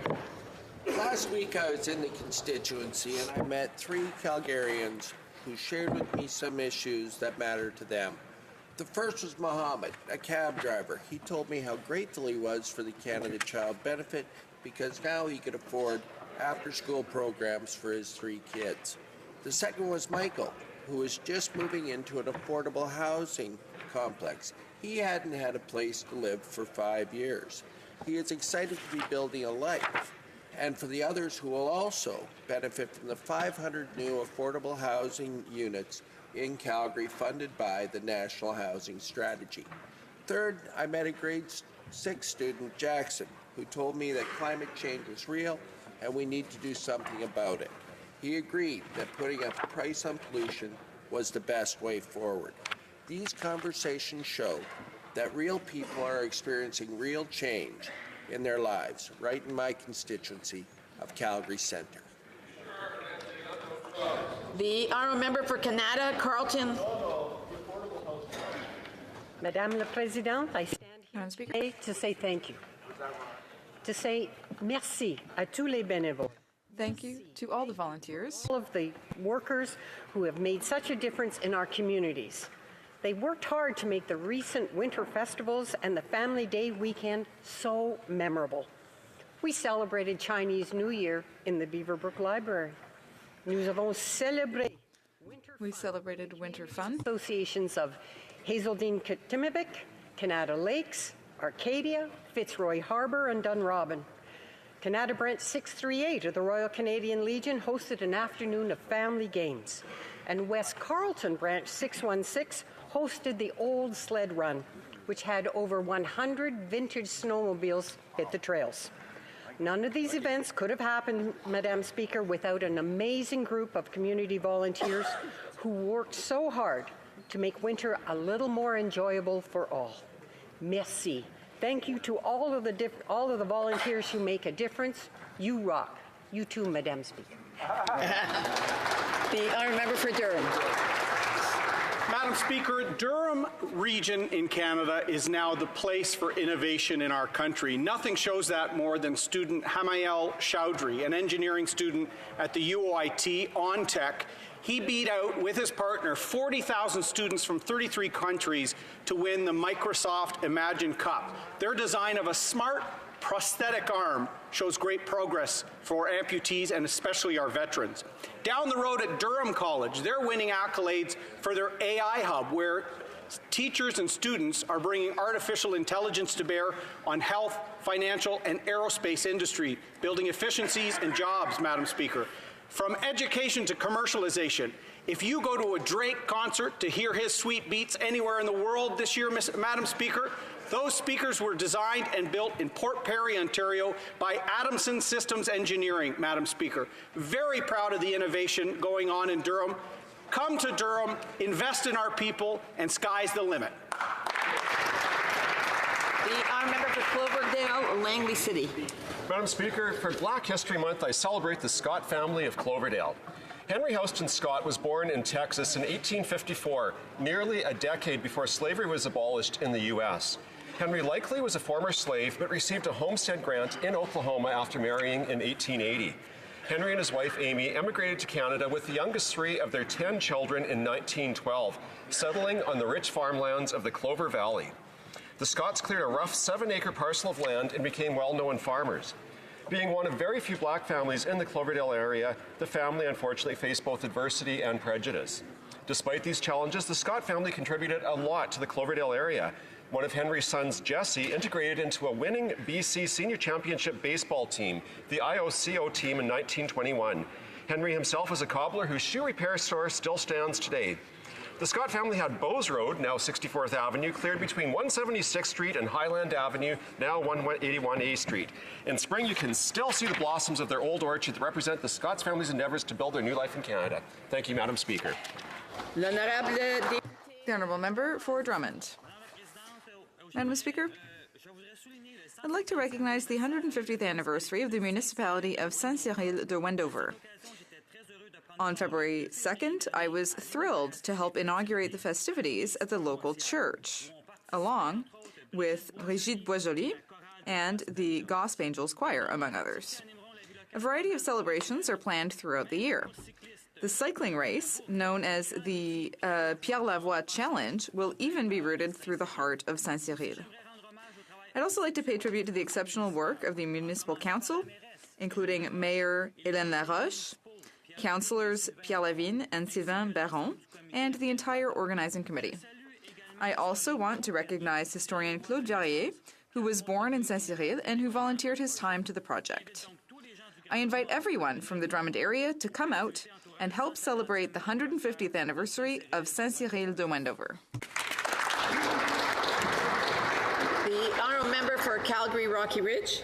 Mr. Speaker, this government is coming apart at the seams, mired in scandal amid accusations and resignations, yet the day-to-day struggles of millions of Canadians continue. The Prime Minister promised that 2019 would be the year that he balanced his first budget. No surprise, the Prime Minister has failed and he has no intention of balancing a budget ever. Soon the Prime Minister will bring in his 4th straight deficit budget. Permanent but liberal deficits will mean future taxes at a time when Canadians simply can't afford them. Half of Canadians say they barely get by each month when they should be getting ahead. Rather than paying for costly liberal failures, Canadians should keep more of what they earn. Canadians need a serious government, one that's focused on Canadians, not on its own internal chaos. Conservatives offer Canadians a better choice in 2019. A Conservative government that can balance budgets, lower taxes, and allow well-paying jobs to be created so Canadians can get ahead. The honourable member for Sudbury. On Monday, February 11th, I had the pleasure of attending the International Day of Women and Girls in Science at Laurentian University. There was a symposium on women and girls in science. The event happened in Sudbury, and we had multiple amazing women that we were guest speakers at the event, such as Nadia Mikachuk, a professor at Laurentian University, Teresa Niabezi, an engineer at Valley, and Emily Jago, who is an ambassador for Fast and Female. This is just to name a few of many successful women who inspire us every day. We've made a lot of progress when it comes to gender equality in the labour force, but there's still a lot of work to do. In 2018, labor force participation for women in Canada was 61.3%. Versus 69 for to inspire girls in STEM disciplines and work towards gender parity in the workforce. Oral questions, questions orales. The honourable member for Carleton. Yesterday, the clerk of the Privy Council admitted that at a September 17th meeting, the Attorney General told the Prime Minister that she had decided not to overturn the prosecutor's decision and give SNC-Lavalin a deal to avoid trial. That was the course of justice. Yet the Prime Minister sent his top bureaucrat and then separately his top advisor to change that decision and alter the course of justice. When she refused, she was fired. Why? Here, here. The Honourable Government House Leader. Madam Speaker, yesterday also at Justice Committee, the Clerk of the Privy Council confirmed that at, quote, every opportunity, verbally and in writing, in December, the Prime Minister made it clear that this was a decision for the Minister of Justice to take. Thank you, Madam Speaker. The honourable member for Carleton. He said, no pressure, we'll fire you if you don't do what we say, but no pressure. The decision is entirely yours. Here is the chronology we now know. The Attorney General told the Prime Minister on September 17th that she would not push for a special deal for SNC-Lavalin. Yet he sent his top advisor on December 5th and his top bureaucrat on December 19th to change her mind. When she didn't, she was moved out of the position.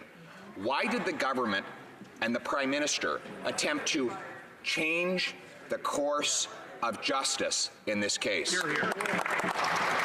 The Honourable Leader of the Government and House Commons. Madam Speaker, the Justice Committee has been working together, members on both sides, to have witnesses appear.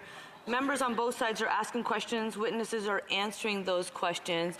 That member chooses to continue speculating and drawing his own conclusions, but we on this side, we have confidence in the work of members of the committee. We are the government that increased resources for committees so that they could do this important work. And it's fascinating to me that the member seems to have no regard for the work of the committee because they're doing that work. He was there asking for witnesses to appear, and now that they are, he seems to be undermining them. The honourable member for Carleton. I'm simply drawing facts from that very committee. We know the Prime Minister found out from his Attorney General that she would not give SNC-Lavalin a special deal. That set in place the course of justice. Yet the Prime Minister then sent his top advisor to meet with her at the Chateau Laurier Lounge, and then his top bureaucrat to call her over the phone to try and change that course of justice. When she refused, he removed her from her position. Why did the Prime Minister attempt to defeat the course of justice in this case? Here, here. The Honourable Government House Leader. Madam Speaker, that is not evidence. That is the member's speculation. That is the member drawing his own conclusions. And this is exactly why Canadians are finding it challenging. Canadians should have confidence in their institutions. And that's why we will not undermine the work of committees. We will not undermine the work of offices of Parliament. We respect the independent judicial system because Canadians should have and can have confidence in these independent bodies because Canadians should know that the members of Parliament are asking tough questions to witnesses, witnesses are appearing and answering those questions. Thank you. I want to remind members that heckling is not permitted and to wait their turn to be called in order to speak. The Honourable Member for Charlebourg, Haute-Saint-Charles. Madam Speaker, on September 4th, the Office of the Director of Public Prosecutions informed SNC-Lavalin that they would be proceeding with criminal charges. On the 17th, the former Attorney General told the Prime Minister that she would not interfere. We now know that the Clerk of the Privy Council and the Prime Minister tried to interfere on several occasions to get the Attorney General to intervene. Madam Speaker, as I said earlier, members of the Justice Committee do their work. They ask to have witnesses appear. Those witnesses appeared yesterday. Those meetings will continue next week. But let's just look at the facts. The Director of the Public Prosecution Services said that all prosecutors, all the time, provide their advice and make their decisions independently.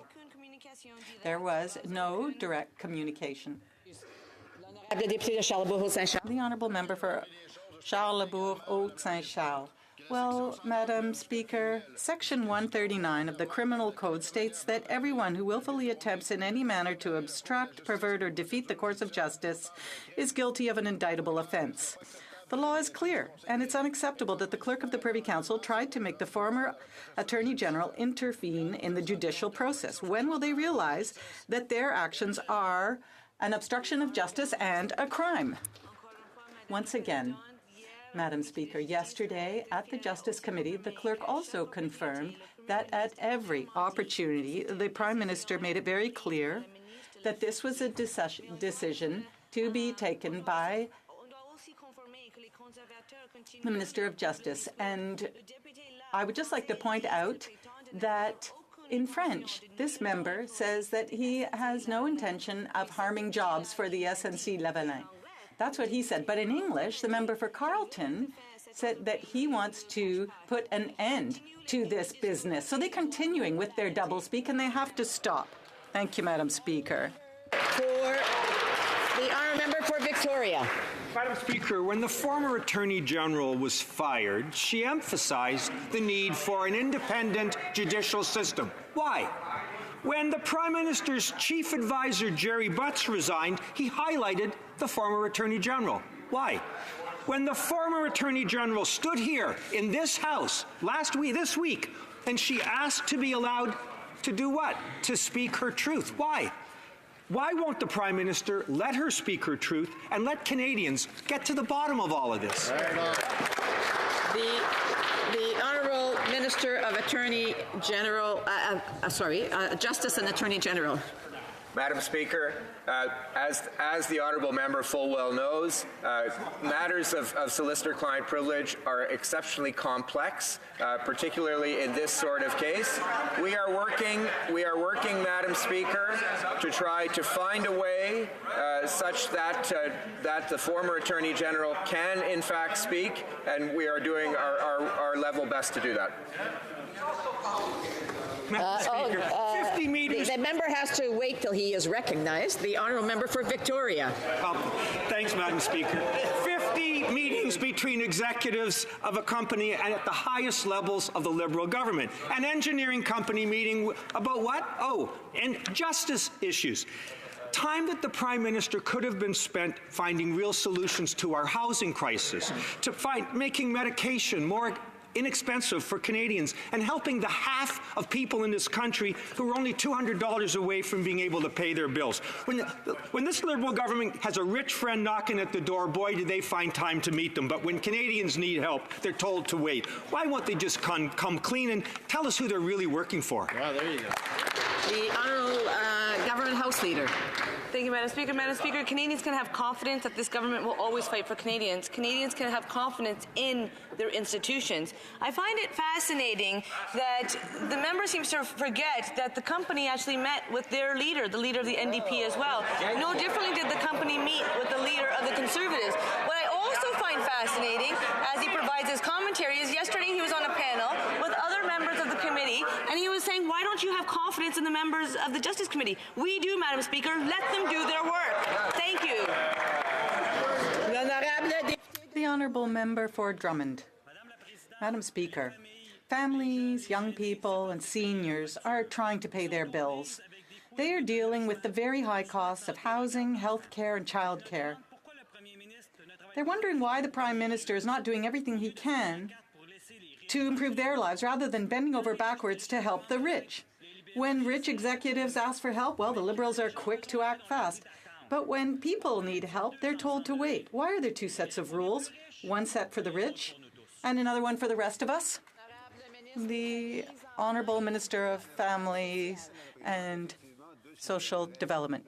Yes, There are two rules. One that increases taxes for the wealthy, and the other rule of reducing taxes for the middle class and stopping sending checks to millionaires who don't need it, helping the families, helping children be lifted out of poverty. Unfortunately, the opposition voted against all these rules. The honourable member for Drummond. Madam Speaker, if the Liberal government was sincerely concerned about protecting workers and their jobs, then were they for the Sears workers, for the Rona workers, for the Davie Shipyard workers? Their record speaks for itself. They're helping rich business execs, and workers have to make do themselves. Under the Liberal government, there are two sets of rules, one set for the rich and another for the rest of us. Rather than help their friends bend the rules, why don't they truly defend workers when they've been abandoned? The Honourable Parliamentary Secretary to the Minister of Innovation, Science and Economic Development. Thank you very much, Madam Speaker. Our government feels that Canadians deserve peace of mind during their retirement, and the government, with their platform over the past 3 years, have created more than 800,000 jobs. The unemployment level is the lowest in decades, and our government continues to work to create good jobs for Canadians, for families, in order so that they can have a secure life. For Barrie Innisfil. On September 4th, the Director of Public Prosecutions refused to offer a deferred prosecution agreement to SNC-Lavalin. On September 17th, the Attorney General said she would not reverse that decision. During the next several months, a concerted effort was made by the Prime Minister and his senior officials to make her change her mind. The Criminal Code is clear. Everyone who willfully attempts in any manner to obstruct, pervert, or defeat the course of justice is guilty of an indictable offense. With everything we now know, how is this not obstruction of justice by the Prime Minister? The Honourable Government House Leader. Madam Speaker, let's look at the record. Just last week, the Director of Public Prosecutions Service confirmed that prosecutors in every case exercise their discretion independently and free from any political or partisan consideration. Yesterday, the Deputy Minister of Justice confirmed that there was no direct communication in any specific case between the PMO and the DPP. The Clerk of the Privy Council also confirmed that at every opportunity, verbally and in writing, in December, the Prime Minister made it clear that the Minister of Justice would take the decision. The decision was for the Minister of Justice to take. The honourable member for Sarnia-Lambton. Well, let's look at the record. Section 139(2) of the Criminal Code says that everyone who willfully attempts in any manner to obstruct, pervert, or defeat the course of justice is guilty of an indictable offence. The Clerk of the Privy Council admitted that he, the Prime Minister's staff, and the Prime Minister himself all attempted to influence the outcome of the SNC trial. That is a criminal offence. When will the Liberals admit that? The Honourable Government House Leader. Madam Speaker, as I'll quote once again, just last week, the Director of the Public Prosecution Service confirmed that prosecutors in every case exercise their discretion independently and free from any political or partisan consideration. Yesterday, when asked at Justice Committee, would it be appropriate for the Prime Minister and officials to discuss the matter with the Attorney General confirmed those kinds of conversations would be appropriate. Madam Speaker, I encourage members opposite to stop speculating. The Justice Committee is doing their work. They're bringing forward witnesses. They're working hard. Let's let them do their work. Thank you, Madam Speaker. The Honourable Member for Lévis-Lotbinière. Madam Speaker, the Liberal saga continues. Here are the facts. On September 4th, the Office of the Director of the Public Prosecution Service informed SNC-Lavalin that they would be going ahead with the trial. On September 17th, the former Attorney General told the Prime Minister that she would not interfere in the criminal trial. Yesterday, the Clerk of the Privy Council admitted that on several occasions the Prime Minister attempted to interfere with this process. That's a crime, Madam Speaker. When will the Liberals admit it? The Honourable Government House Leader. Madam Speaker, once again, I would encourage all members of Parliament and all Canadians to listen closely to the words of the witnesses who are appearing before the Justice Committee. Now let's look at the facts. The Director of the Public Prosecution Service confirmed that in every case prosecutors exercise their discretion independently. The Assistant Deputy Minister confirmed that there is no direct communication in any specific case between the Cabinet and the Director of Public Prosecutions. Thank you, Madam Speaker. The Honourable Member for Lévis-Lotbinière. Madam Speaker, Canadians want to know. The Prime Minister is having problems with his exes. His ex-Attorney General wants to speak her truth. His ex-Principal Advisor wants to keep quiet. Madam Speaker, the pressure put on the former Attorney General by the Prime Minister's office breaches Section 139 of the Criminal Code. When will the Liberals realize that this is an obstruction of justice? This is a crime. This is a scandal. The Honourable Government House Leader.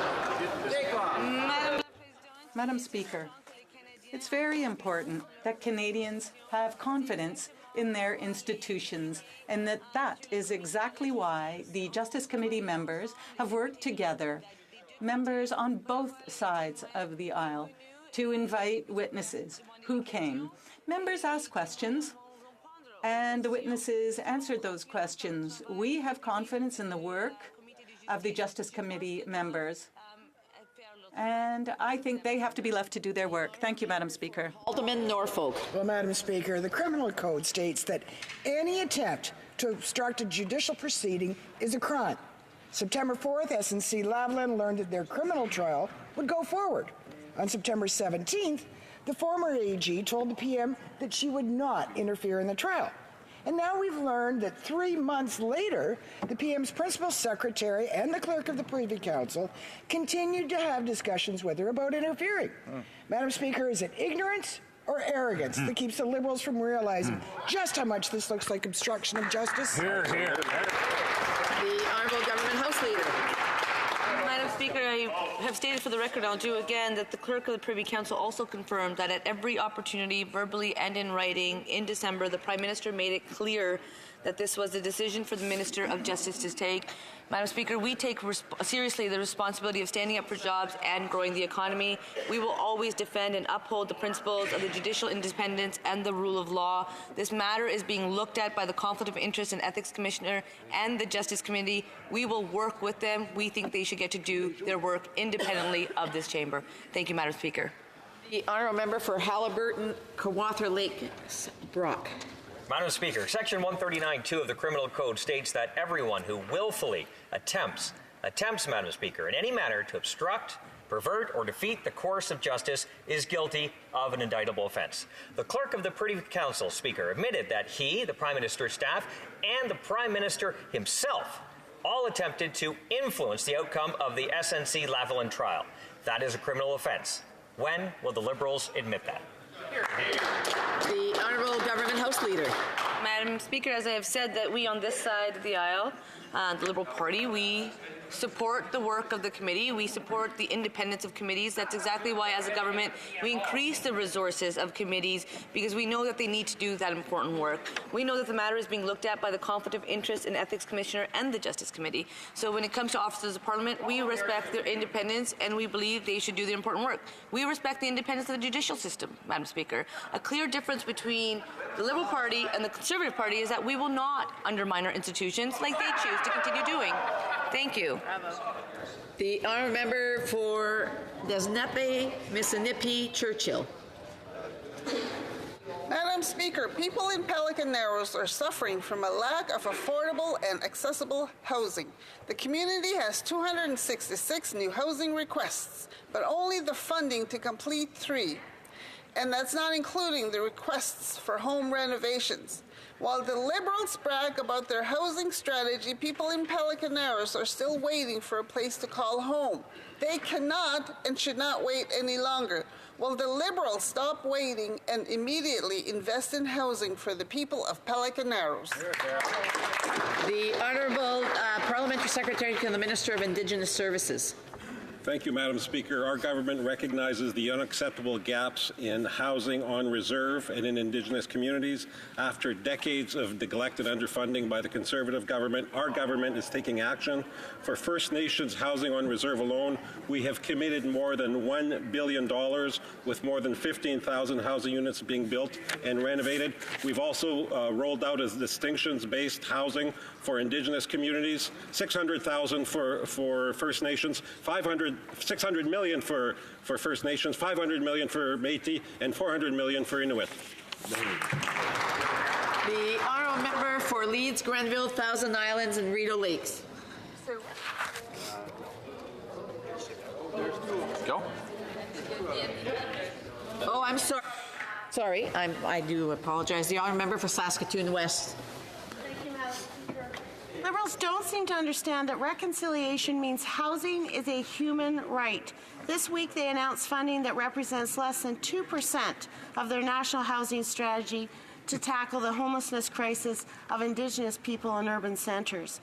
Experts have been clear we need way more than that to address this urgent housing crisis and to solve the fundamental causes of homelessness in urban areas. 1 in 15 Indigenous peoples living in cities are homeless. When will this Liberal government step up with a real plan to address this crisis? The Honourable Minister of Families, Children and Social Development. Thank you, Madam Speaker. The very difficult circumstances in which many Canadians, and certainly many Indigenous Canadians, find themselves when it comes to finding an affordable place to call home is something of great concern to this government and has been so since the very start of our mandate. That's why in budget in 2016, for the first time in 17 years, we increased the budget to fight homelessness in Canada, and we doubled it. And that's not the end of the story, because just a few months ago we launched the first ever national housing strategy, which is going to change the way in which Indigenous Canadians across all Canada will be able to access a safe and affordable place to call home. For Leeds, Grenville, Thousand Islands, and Rideau Lakes. Thank you very much, Madam Speaker. According to the Criminal Code, everyone who willfully attempts in any manner to obstruct, pervert, or defeat the course of justice in a judicial proceeding is guilty of a crime. We now know that the clerk of the Privy Council and the Prime Minister's top advisor attempted to force the former Attorney General to interfere with the criminal trial of SNC-Lavalin after she told the Prime Minister she would not. The Prime Minister is complicit in these actions. When will the Liberals admit their crimes? The Honourable Government House Leader. One of the newer members to that side and already speculating just like the rest of them. That member should be encouraged to let the Justice Committee do the important work. The Justice Committee has members from both sides that are on that committee. They are working together to bring witnesses to that committee. Witnesses are appearing, members are asking tough questions, they're getting answers. We on this side, we have confidence in the work that committees do in this place and will continue to do that. But we should let the record show that just last week, the Director of Public Prosecution Service confirmed that prosecutors, in every case, exercise their discretion independently and free from any political or partisan interference. Thank you, Madam Speaker.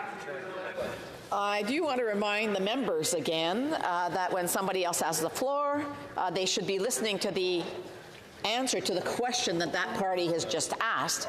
The honourable member for Bow River. Thank you, Madam Speaker. The Criminal Code is clear. Everyone who attempts in any manner to obstruct, pervert, or defeat the course of justice is guilty of an indictable offence. The public prosecutor informed SNC-Lavalin they would be proceeding with a criminal trial. The Attorney General said she would not interfere. We know the PMO, the Clerk of the Privy Council, even the Prime Minister attempted on several occasions to get the former Attorney General to interfere in the trial. Is this not obstruction of justice, Madam Speaker? The Honourable Leader of the Government. I hope Canadians are noticing that the Conservatives continue asking the exact same question, and when we provide an answer, they start yelling. So they can never hear the answer, and then they keep continuing to getting up and asking the same question. So I'll answer it again and maybe they'll listen. Just last week, the Director of Public Prosecution Service confirmed that prosecutors in every case exercise their discretion independently and free from any political or partisan consideration. Yesterday, the Deputy Minister of Justice confirmed that there is no direct communication in any specific case between the PMO and the DPP. Once again, they don't listen. They continue speaking when I have the floor. Thank you, Madam Speaker. The Honourable Member for Chicoutimi-Le Fjord. Madam Speaker, on September 4th, the SNC-Lavalin Company was informed that the trial would go ahead. We now know that there are people in the government who tried to interfere. Under Section 139 of the Criminal Code, everyone who willfully attempts in any manner to obstruct, pervert, or defeat the course of justice is guilty of an indictable offence. When will the Liberals realize that this is obstruction of justice? The Honourable Government House Leader. The same question again in French, but we are very proud of being a bilingual country, so I'll say it again. The Director of Public Prosecution, the Public Prosecution Service, confirmed that in every case, prosecutors exercise their discretion independently. The Deputy Minister also confirmed that there is no direct communication in any case between the Prime Minister's office and the Director of Public Prosecutions. And the Clerk of the Privy Council stated that at every opportunity, the Prime Minister has made it clear that this is a decision for the Minister of Justice to make. Thank you, Madam Speaker. Selkirk, Interlake, Eastman. Well, Madam Speaker, I know that the Liberals are very uncomfortable with this very inconvenient truth, but let's repeat. Section 139(2) of the Criminal Code says that everyone who willfully attempts in any manner to obstruct, pervert, or defeat the course of justice is guilty of an indictable offence. We know that the Clerk of the Privy Council, the Prime Minister, and Jerry Butts willfully attempted to have the former Attorney General interfere in the trial. That is a criminal offence. Will the Justice Minister admit that this constitutes a crime? The Honourable Leader of the Government. Madam Speaker, that member was here under 10 years of Stephen Harper when they undermined the work of committees. What's clear is the Conservatives have chosen a new leader, but their approach to democracy remains exactly the same, and Canadians are noticing. We on this side have increased resources to committees because we respect our institutions. Canadians should have confidence in their institutions, and that's what we'll continue to do. When it comes to officers of Parliament, this side will always respect their work. When it comes to the independent judicial system, Madam Speaker, we will encourage them to do their work. When it comes to the work of committees like the Justice Committee, they are doing their work. Let's let them do their work. Thank you, Madam Speaker. Once again, I remind the members not to be chatting or heckling while someone else has the floor. I'm sure they want to hear the answer. The Honourable Member for Courtenay Albany. Madam Speaker, for 20 years, many countries have tried to amend an international treaty to stop developed countries from shipping garbage to developing nations, but Canada has refused to agree. The Liberal government talks about increasing recycling, but it's clear they're not taking responsibility for where our garbage ends up. 103 containers of Canadian trash has been rotting in the Philippines for 4 years. Oh my These God. containers are full of not recycling, but diapers, food waste, and discarded electronics. When will the minister end this international embarrassment and prevent Canada from shipping our garbage to developing countries? Yeah, bravo. The Honourable Parliamentary Secretary to the Minister of Environment and Climate Change. Thank you, Madam Speaker. I'd like to thank the honourable member for raising this important question. Our country is strongly committed to collaborating with the Philippines government to resolve this issue and is aware of the court decision ordering the importer to ship the material back to Canada. Currently, a joint technical working group is being established consisting of officials from both countries to examine the full spectrum of issues related to the removal of the waste. In 2016, we actually amended our own regulations around hazardous waste shipments to prevent this kind of event from happening again, and we're committed to working collaboratively to ensure the material is processed in a more environmentally sustainable way. The Honourable Member for Saint-Hyacinthe-Bagotte. Madam Speaker, for 8 months now, Trump has been holding companies hostage by imposing tariffs on steel and aluminum exports. But Russia asked the U.S. for dropping customs duties, and that was granted. So I wonder what the Liberals are doing on this file. In my riding, companies like Snock, Tuba, and Norbeck are being hard hit by the Liberals' NAFTA 2.0. It has consequences on companies back home, on workers, and on their families. What do the Liberals, in fact, have to say to people back home? The Honourable Government Whip. Merci, Madame le Président. Thank you, Madam Speaker. U.S. tariffs must be lifted. Legislators in the U.S. have asked Ambassador Lighthouser to lift the tariffs, and on the weekend, the minister raised the issue with members of U.S. Congress, including Nancy Pelosi, who have confirmed the impact of our countermeasures.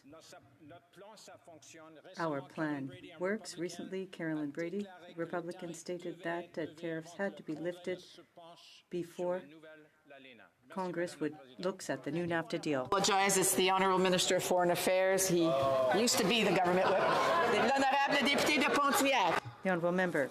Speaker, a recent article in the Globe and Mail made it clear that Canadian economists are virtually unanimous in the view that a price on pollution reduces greenhouse gas emissions at the lowest possible cost to the economy.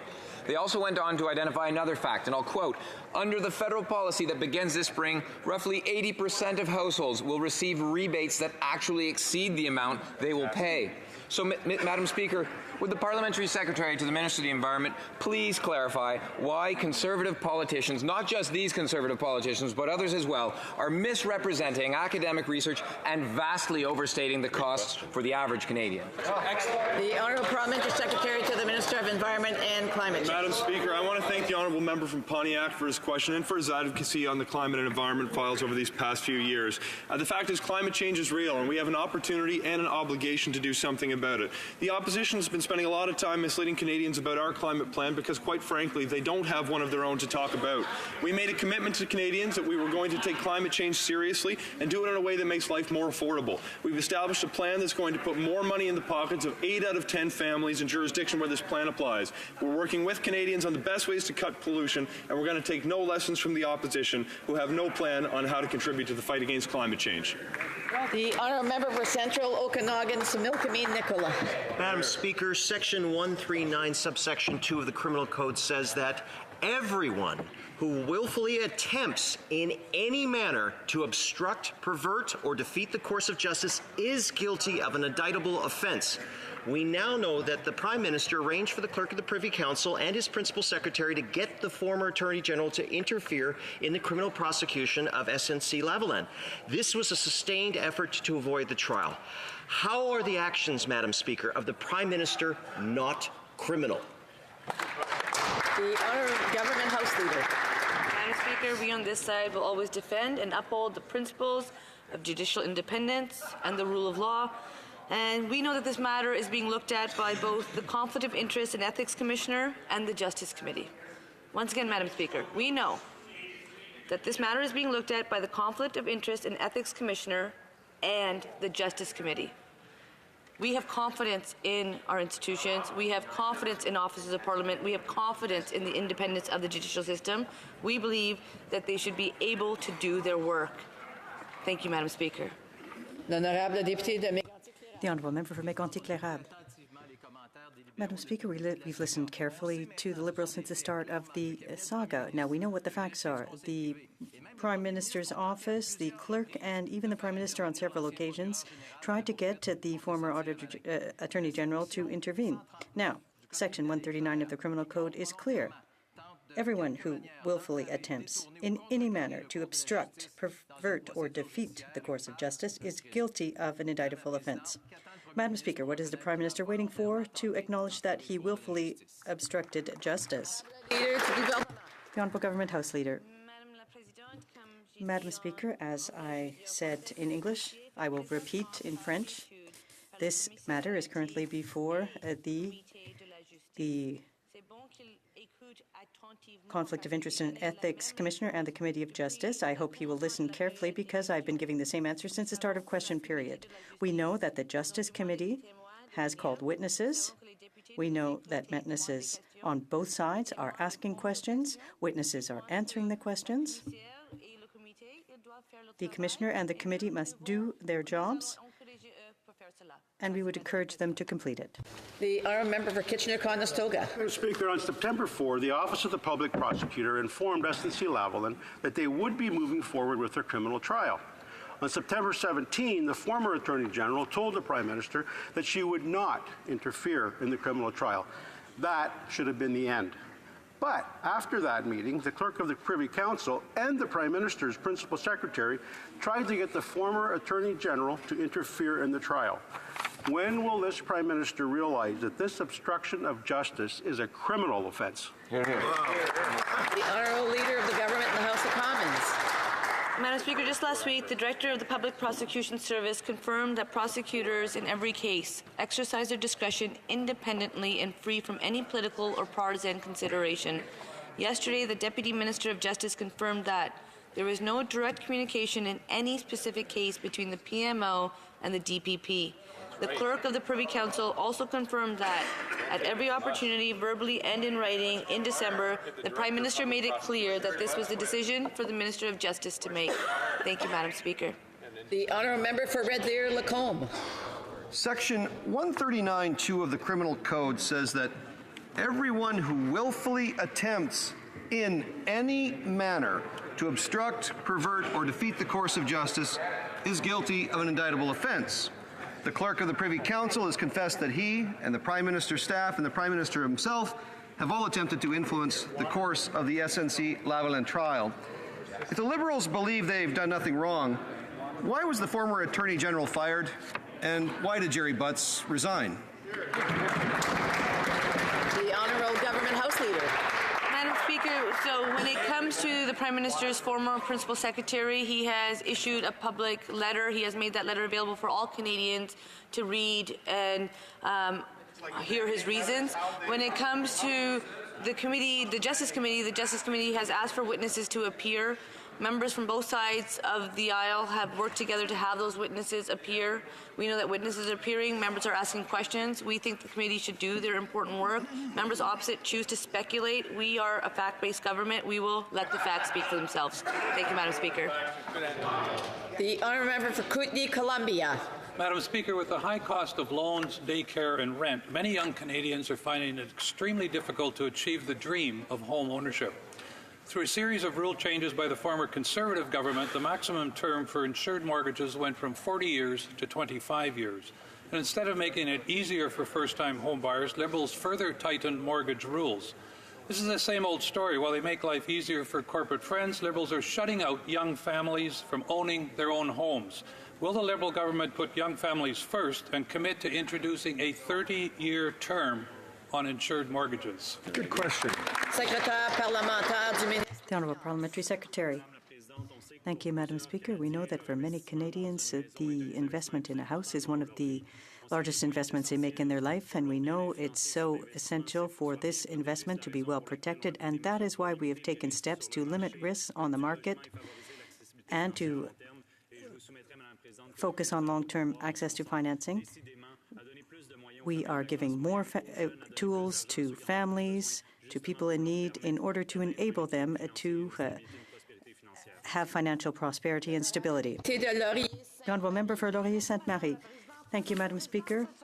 This week, 9 men were executed in Egypt following a grossly unfair trial. Executions reflect the serious worsening of the human rights situation in Egypt, where the government is cracking down on human rights activists, journalists, members of the LGBTQ community, and basically anyone who dares publicly criticize Egypt's military dictatorship.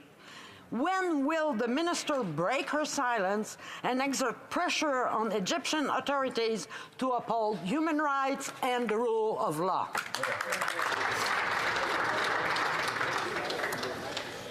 The Honourable Parliamentary Secretary to the Minister of Foreign Affairs. Thank you, Madam Speaker. Canada is concerned by the escalation of tensions in Egypt. We've been alarmed by the reaction of security forces during recent peaceful demonstrations and the recent arrests of activists and politicians. We call on all parties in Egypt to exercise restraint, denounce hateful speech, and engage in peaceful dialogue. Thank you, Madam Speaker. The honourable member for Kamloops Thompson Caribou.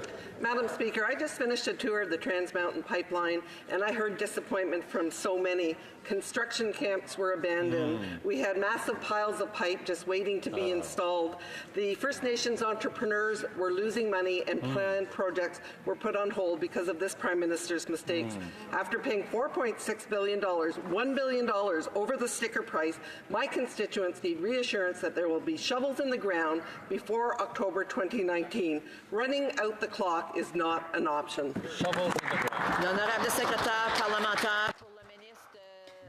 The Honourable Parliamentary Secretary.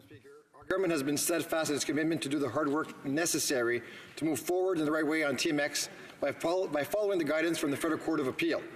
Today, the National Energy Board will release its reconsideration report, and that marks an important milestone. We continue to do the work in consulting with First Nations, ensuring that where accommodations are possible and reasonable, that we will do so. At this moment, we have around 8 teams on the ground meeting with the communities, as well as over 80. We have over 80 meetings with the communities as we move forward in this project in the right way. The honourable member for Brandon Souris. Madam Speaker, last weekend, hundreds of workers gathered on the prairies in support of new construction for new pipelines. They're fed up with the Liberal excuses. They gathered because they don't want to hear any more of their Liberal excuses. They don't want the procrastination to continue, and they cannot afford the Prime Minister's mistakes. So if the Liberals won't listen to us about killing their anti-pipeline Bill C-69, will they at least listen to the tens of thousands of energy workers who want this bill killed and stopped immediately?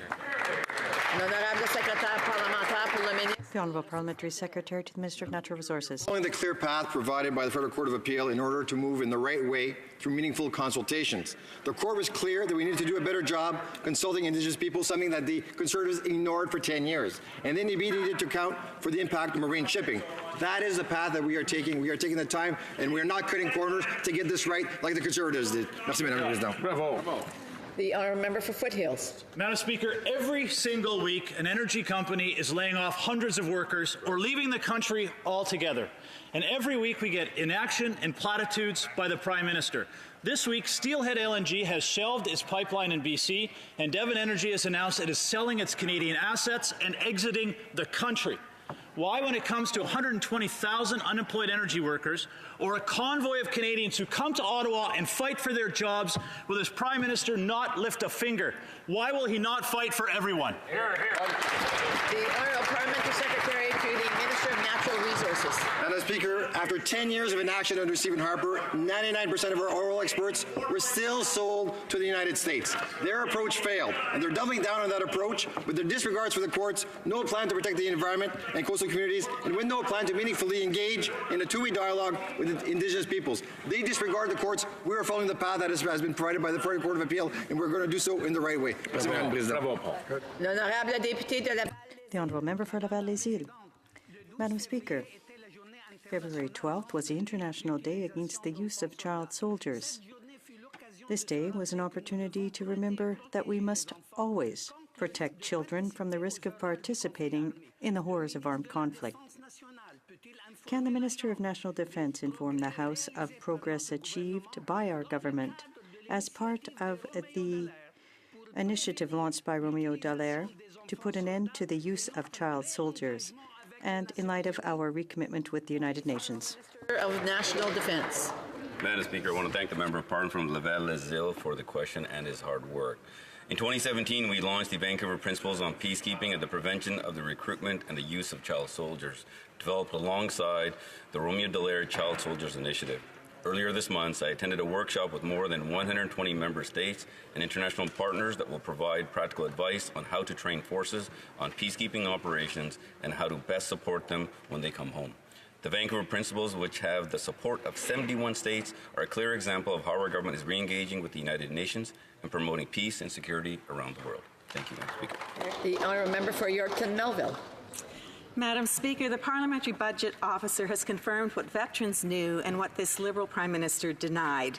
The Pension for Life scheme falls so short of what veterans were promised, it's reprehensible to Canadians.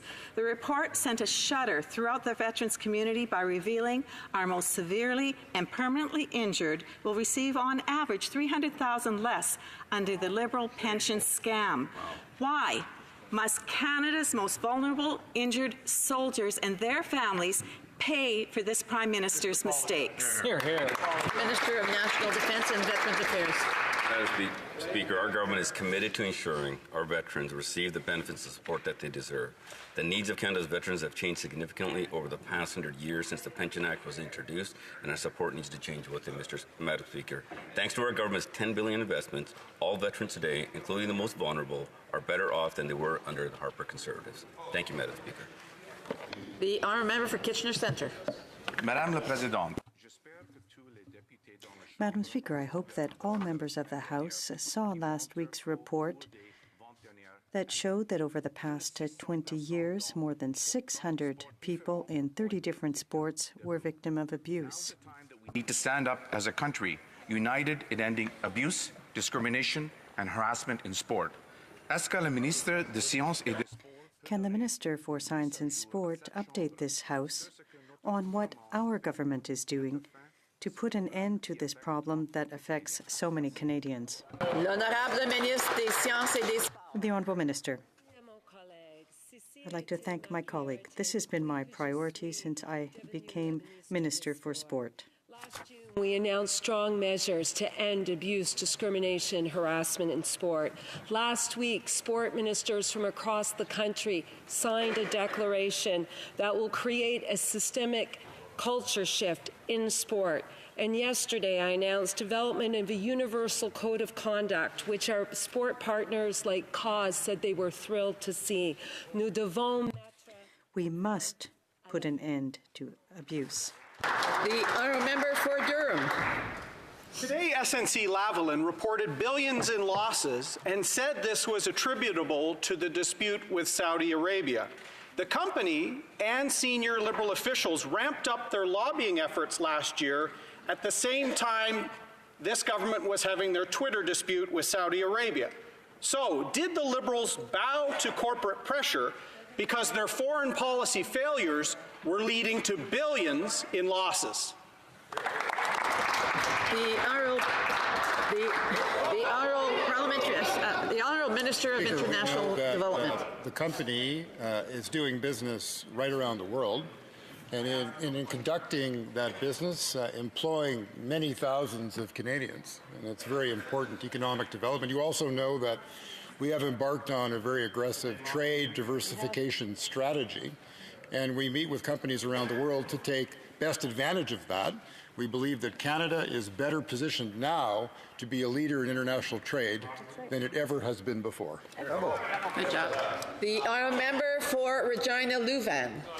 Madam Speaker, the misconduct of a Canadian company abroad has recently created some political controversy. More than a year ago, the government announced a Canadian ombudsperson for responsible enterprise to investigate such conduct. Unfortunately, no ombudsperson has been appointed. When asked yesterday, the minister said the appointment will be announced soon. Can the government commit to appoint an ombudsperson before this House rises this spring? The Honourable Minister of International Diversification Speaker, we know and that, Development. the protection of human rights abroad and Canada's commitment within its corporate community to behave in the absolute best of ethical standards is a value that all members of this House share.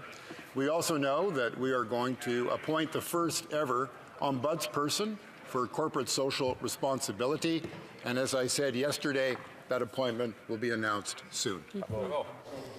L'honorable député de Joliette. The Honourable Member for Joliette. Madam Speaker, what a hassle to develop public transit in Quebec because of the federal government. Quebec City now is unable to build its tramway because Ottawa has single-handedly determined what infrastructure projects it would finance. And it's not possible to get money under any other programs because Ottawa is imposing conditions. we've got money, we collect half your taxes, but you don't meet criteria 2 in subsection 4. Why doesn't the government simply transfer the infrastructure money fully to Quebec? The Honourable Parliamentary Secretary to the Minister of Finance. Thank you, Madam Speaker. I'm very pleased to have an opportunity to remind my colleague that in the public transit agreement with Quebec, $5 billion will go to Quebec. It represents 26% of the total envelope when the percentage of the province is 23%. This is the largest transfer. Because there are significant requirements for public transit, we are present, and we are present for this federal funding. The Honourable Member for Manicouagan. Madam Speaker, public transit is a perfect example of just how out of touch the federal government is with the reality in Quebec, be it Saguenay, Longueuil, Trois-Rivières. All of these cities have infrastructure projects, but the federal government is based on current use rates of transit. But guess what? When the service isn't up to par, people don't use it. The bus has to go by for people to get on it. Why doesn't the federal government simply transfer the infrastructure money to Quebec, and then we'll figure things out on our own? The Honourable Parliamentary Secretary to the Minister of Infrastructure and Communities. Madame la Présidente, comme nous avons... Madam Speaker, as we've said on several occasions and confirmed, we will be there for the tramway. We have devoted some $1 billion to the project. In the meantime, we will continue to support priorities on behalf of the people of Quebec. The Honourable Member for Manicouagan. Madam Speaker, the uncertainty surrounding the government's intentions regarding SNC-Lavalin is having real consequences. Today, the company announced $1.6 billion in losses in the last quarter.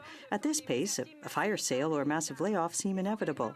The government must take action. It's urgent. A remediation agreement would make it possible to punish those who are guilty instead of collectively punishing workers who've done nothing wrong. What is the government waiting for to undertake negotiations? And what about the thousands of people who are about to lose their jobs? The Honourable Minister of Justice. Thank you, Madam Speaker. I'd like to thank my honourable colleague for her question. As she knows, and as I reiterated yesterday in the House, as well as outside of the House, this is a delicate matter in that, as Attorney General, I cannot speak to an issue that may have an impact on something that is before the courts, and that is the case here. Les affaires courantes, dépôt de documents. Tabling of documents. Introduction of government bills. Statements by ministers. Reports from interparliamentary delegations. Presenting reports from committees. Introduction of private members' bills. First reading of Senate public bills. Motion. Motions. Presenting petitions. The Honourable Member for Alderman Norfolk. Well, thank you, Madam Speaker, and I'm pleased to present a petition on behalf of constituents in my riding of Alderman Norfolk who are concerned about the lack of funding to help international women and girls living in extreme poverty attend school. This petition calls upon the government to increase Canada's funding to combat extreme poverty and to help these women and girls get an education. Thank you, Madam Speaker. The presenting petitions, the Honourable Member for London Fanshawe. Speaker, and I have a petition in support of protecting the Thames River system. And these petitioners wish to draw the attention of the House to the fact that the Conservative government stripped environmental regulations covered in the Navigable Waters Act, leaving hundreds of rivers, including the Thames, vulnerable. It is ecologically diverse and a very special heritage river, Madam Speaker. The Liberals, unfortunately, despite their promise to reinstate environmental protections, failed to do so. And so the petitioners are calling on the government to support my bill, C-355, which commits government to prioritizing the protection of the Thames River by amending the Navigational Protection Act. Thank you, Speaker. Petitions, the honourable member for Thompson Caribou. Thompson Caribou. Kamloops Thompson Caribou. Thank you, Madam Speaker. And I have a large number of signatures, and it's not the first I've presented on this issue. And these constituents believe that animal testing for cosmetics, that there is better options nowadays, and are really looking to see some changes in that area. Thank you, Madam Speaker. Presenting petitions, présentation de pétitions. The honourable member for Saskatoon West. Thank you, Madam Speaker. It's an honor to rise and table a petition from people in Saskatoon, in Saskatchewan. And the petitioners are calling on the government to create a national framework for action to promote eye health and vision care. They're calling to our attention that certain populations are at more risk for eye health care issues, children, seniors, Indigenous peoples, and they're asking the government to commit to acknowledging eye health and vision care are a growing public health issue, respond to it, and particularly with Canada's vulnerable population, Canadians through the reduction of vision impairment resulting from preventable conditions, and the modifications of known risks. Thank you, Madam Speaker. Presenting petitions, the honourable member for Courtenay Albany. Honour to once again table a petition on behalf of coastal British Columbians, calling on the Government of Canada to create a national strategy to combat plastic from our waterways and our aquifers. Madam Speaker, as we know, a garbage truck of plastics entering our water every minute. Globally, we have the largest coastline in the world. These coastal people would like the government to follow through with their unanimous support of motion M151 and create a national strategy as soon as possible, Madam Speaker, so that we can take urgent action to combat this huge global crisis around plastic pollution in our waterways. Presenting petitions, présentation de pétitions. Questions on the order paper. The Honourable Parliamentary Secretary to the Government House Leader. Madam Speaker, I would ask that all questions be allowed to stand at this time, please. Agreed? Outstanding work. Agreed? Agreed and so ordered. Orders of the day. Point of order. The honourable member for South Surrey White Rock has a point of order. Thank you, kind Speaker. I wish to apologize to the Speaker yesterday for going some 20 seconds over the SO31 when I was speaking, and I've had a conversation with him. I also want to apologize to the people of my community because I didn't finish that sentence, which was our gratitude and thanks to Adele Yu, Cici Liang, Moti Bali, and so many volunteers for the leadership and vision they provided in contributing to Canadian values and celebrating what it is to be Canadian.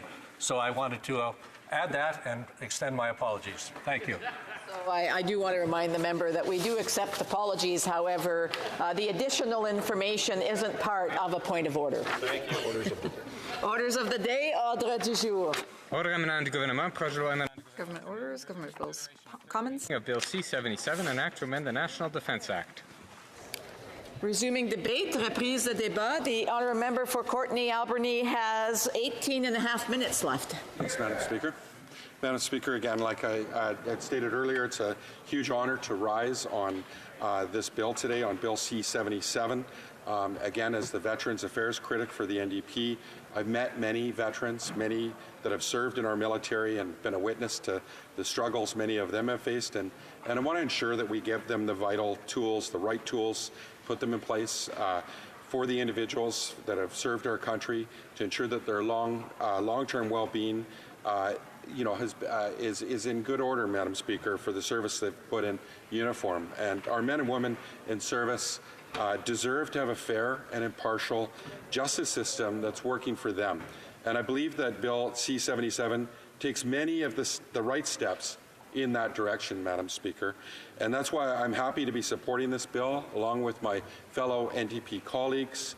But I can't, again, express how frustrated we are by the lack of urgency that has been taken to get this bill to where it is now. Madam Speaker, Bill C-15 was passed in 2013, and the enforcement of that bill just came into force just last year, Madam Speaker, 5 years later. So here we are now in 2019, looking to continue the job that we started in 2013.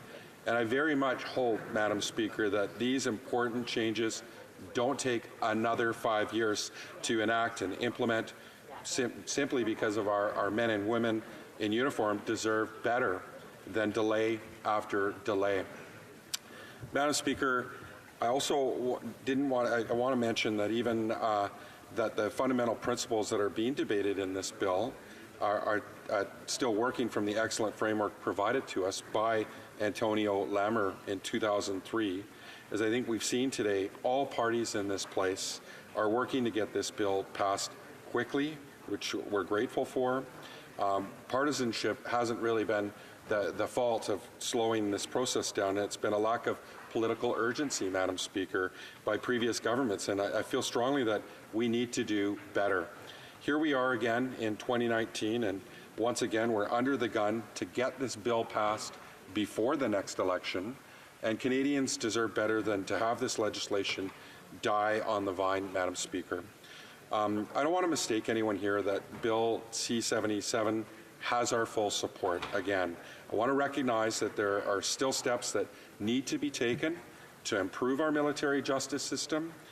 New Democrats have brought forward through our great critic for defense from Esquimalt Saanich-Sooke, who brought forward an amendment to this bill that would have struck Section 98C from the Military Code of Service Discipline. 98C is to do with the offense of self-harm, Madam Speaker. And in my mind, and in the minds of most Canadians, the stigma and attitudes towards mental health are changing for the better. And this section really looks to me like a relic from another time. At committee, it was heard by officials throughout the military that they are taking significant steps to address the mental health needs of their service people. Tragically, we've seen the impacts that inaction on this important issue has had on our servicemen and women in the last number of years. So while I have no doubt that we're taking a better and more compassionate approach to mental health issues, I think it is only important to highlight that Clause 98C is now out of place.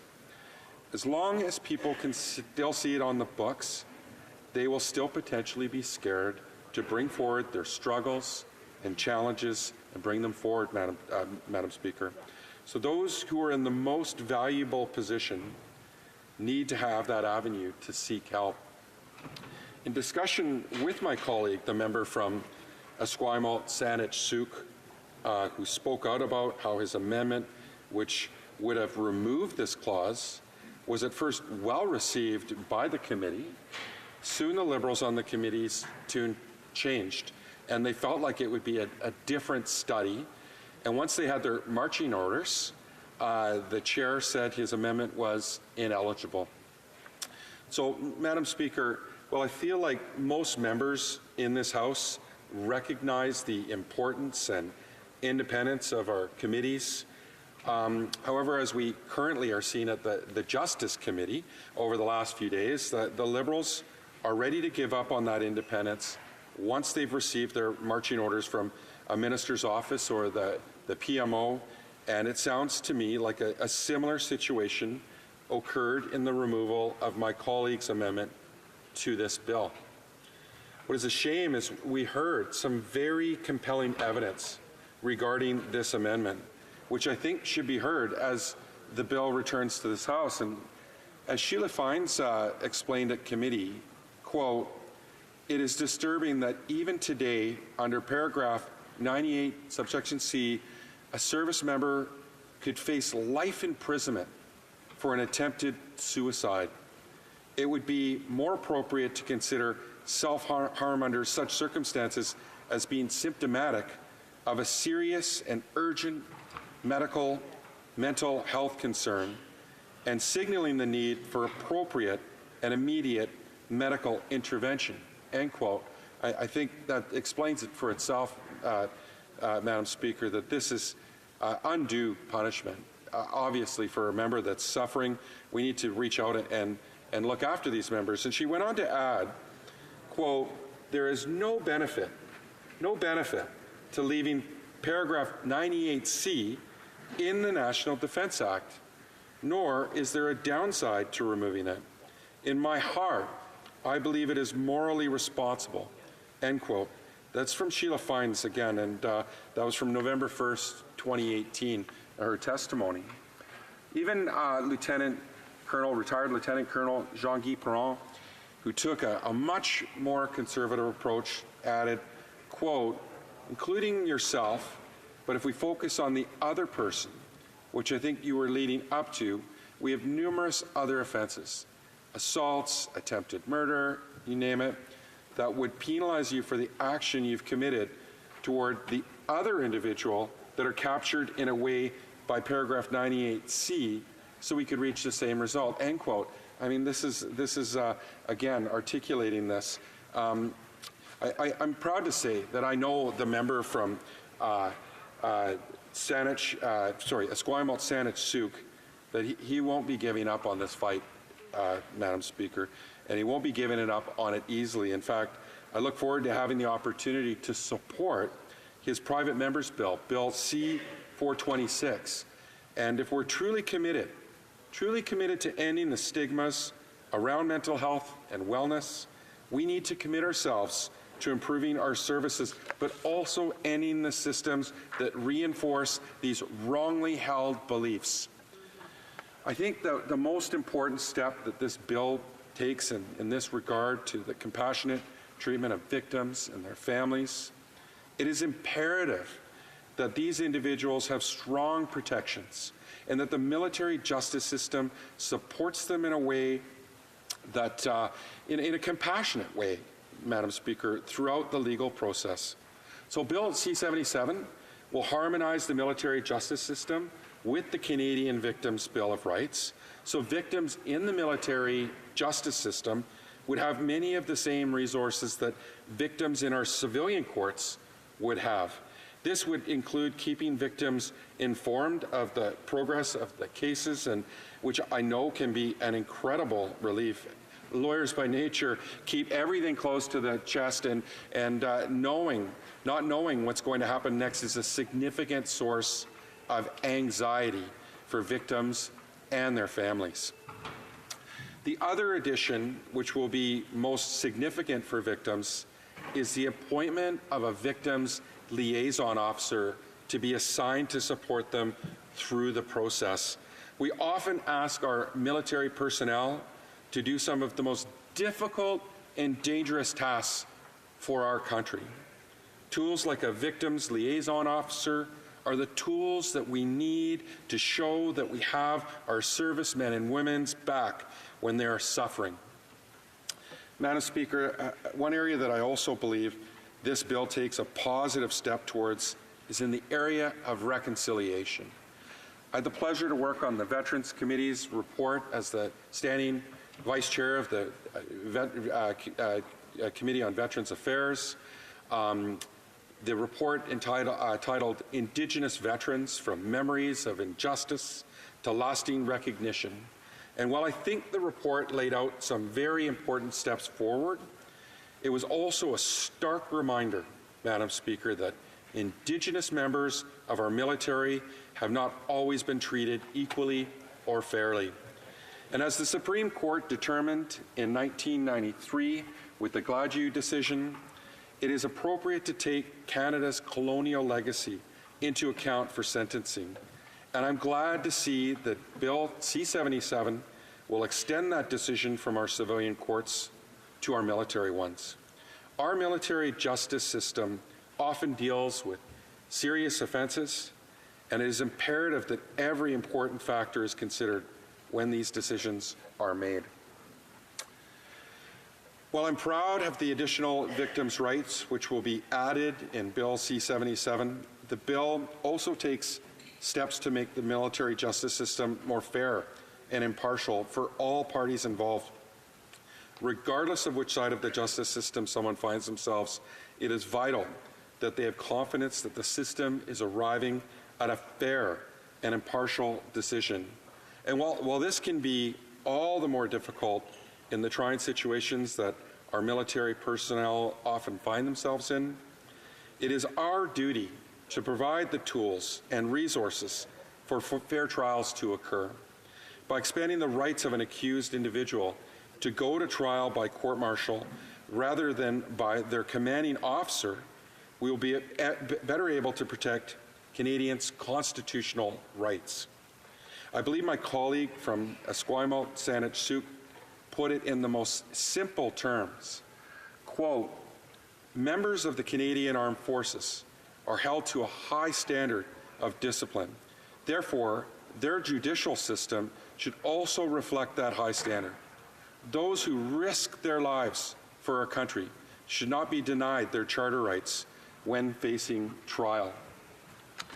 And Madam Speaker, in conclusion, well, actually, Madam Speaker, I'd also like to read a quote from Tim Dunn. He's a columnist with the Chronicle Herald in regards to this very same topic that I'm bringing into this, Madam Speaker. He says, quote, until Bill C-77 is passed, commanding and designated officers with little legal training presiding at summary trials are not required to prepare a transcript of those proceedings. So he says that so there is no provision for appeal.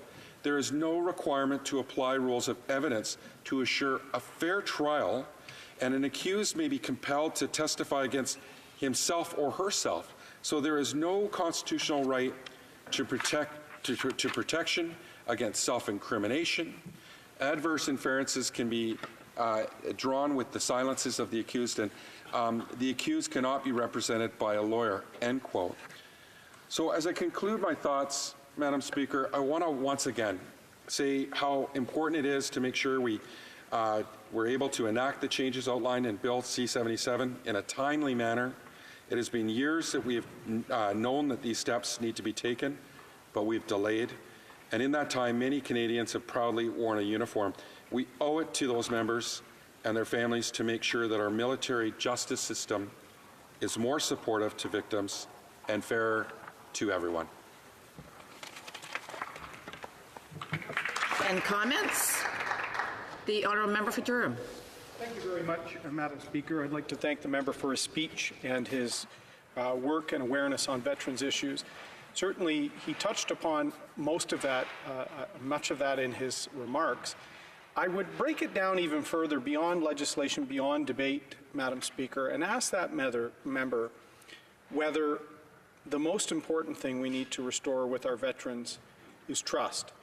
And we can have debates in this House, but when the government is not living up to promises they made to our veterans, whether on wait times, whether on pensions, whether on military justice, a range of issues, and they don't meet what is promised, even when the defense minister, now also acting as veterans minister, makes that promise beside the prime minister wearing his military medals, isn't that erosion of trust the biggest crisis right now facing our veterans, confirmed once again by the parliamentary budget officer this week?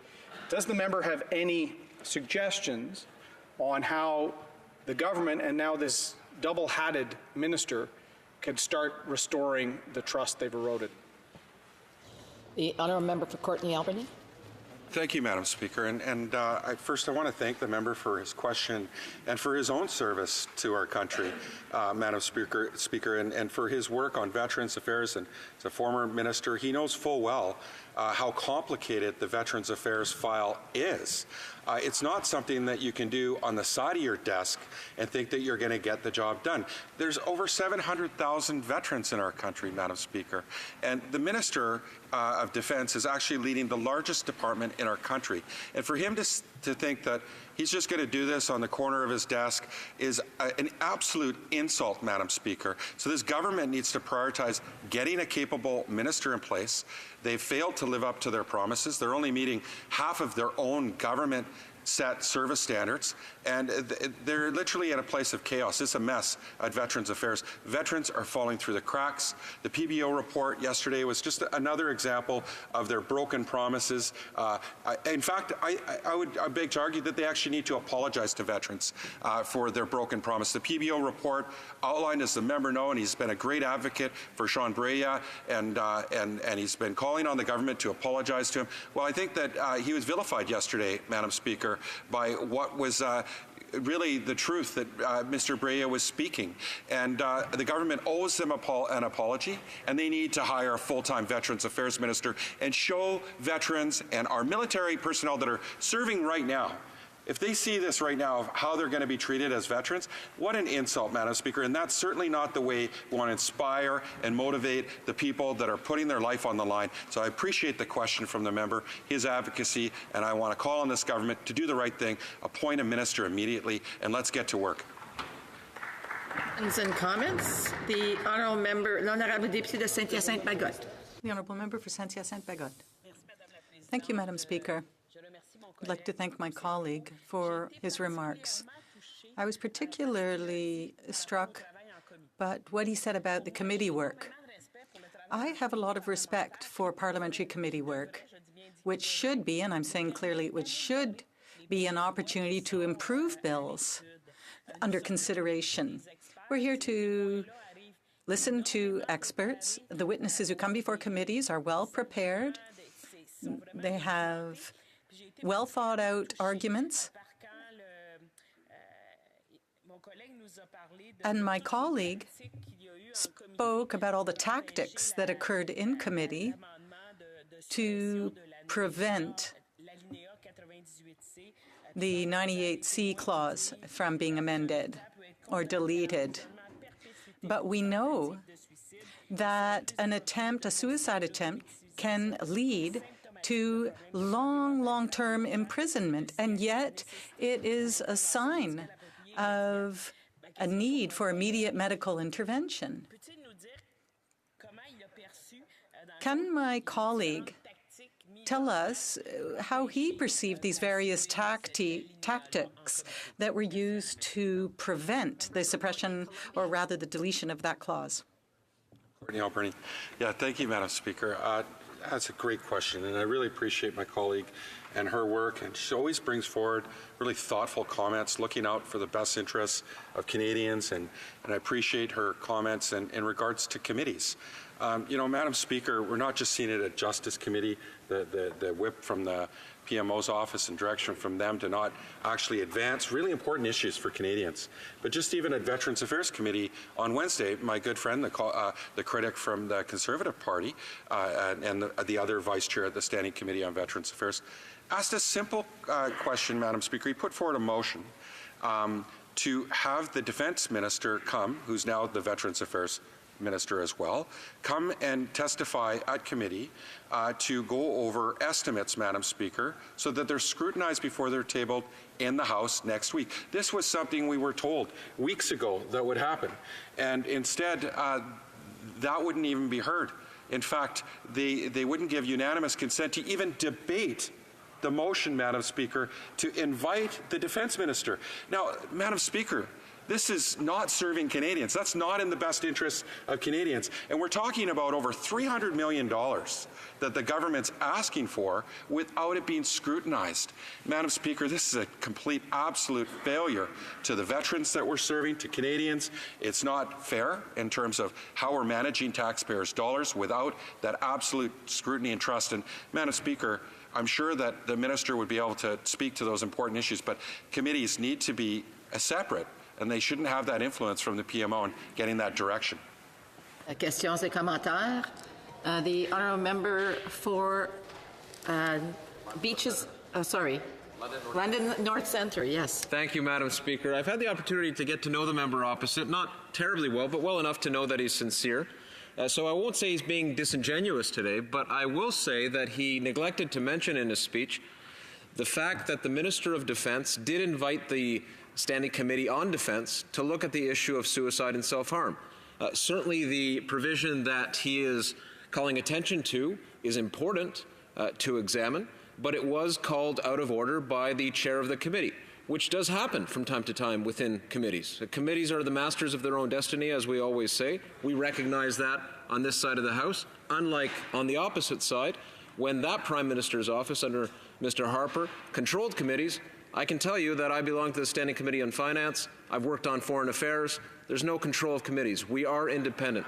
And so, with a view to going forward, I know that the recommendations from that committee will form an important basis for the government's approach going forward on this issue. Thanks very much. The honourable member for Courtenay Alberni. Madam Speaker, first I want to thank my colleague for the question. And I mean, he's right. We brought forward a really important motion, and they deemed it out of order. They wouldn't even hear it, Madam Speaker. These are our service members, an issue related to them committing self-harm, Madam Speaker, and they won't even let it be heard at committee. This is how they rammed this bill forward. Of course, it took them years to bring it forward, but Madam Speaker, that is one of the most important elements, is protecting our service people when someone's in trouble and they're committing self-harm. Clearly, they need mental health and medical support. And for the chair of the committee just to not even let it be heard, I mean, that's shameful, Madam Speaker, absolutely shameful. This is exactly what we're talking about. Committees not being able to do their own business, and the PMO and administer direction to committees and not able to do the business to protect the most important people, Madam Speaker, those that are putting their lives on the line for us. Brief question, the honourable member for London Fanshawe. Thank you very much, Madam Speaker, and I would like to commend my colleague for the very fine work he does in Veterans Affairs. In addition to Sheila Fines, who said that Section 98C does constitute a barrier to servicemen and women for asking for mental health support. The Judge Advocate General also testified that 98C, though rarely used, is a problem, and its use as a disciplinary measure does cause harm. Now, the minister cited the fact that he was concerned about self-inflicted wounds being used as an excuse, but I would ask the member, isn't a self-inflicted wound indicative of a serious mental health issue? Sure is. A brief answer from the member for Courtenay Alberni. Well, Madam Speaker, first I have a huge amount of respect for my colleague, who I'm following huge footsteps by her leadership and as the veterans critic for the NDP. And it's a good question. I mean, we don't have to imagine veterans falling through the cracks that are committing self-harm, that desperately need help. They are falling through the cracks, in fact, Madam Speaker. There are several examples of veterans military personnel taking their own life instead of coming forward and getting the help they need before they do that, Madam Speaker. This is a very important issue. We need to do this right now, Madam Speaker, and fix this. Resuming debate, reprise débat.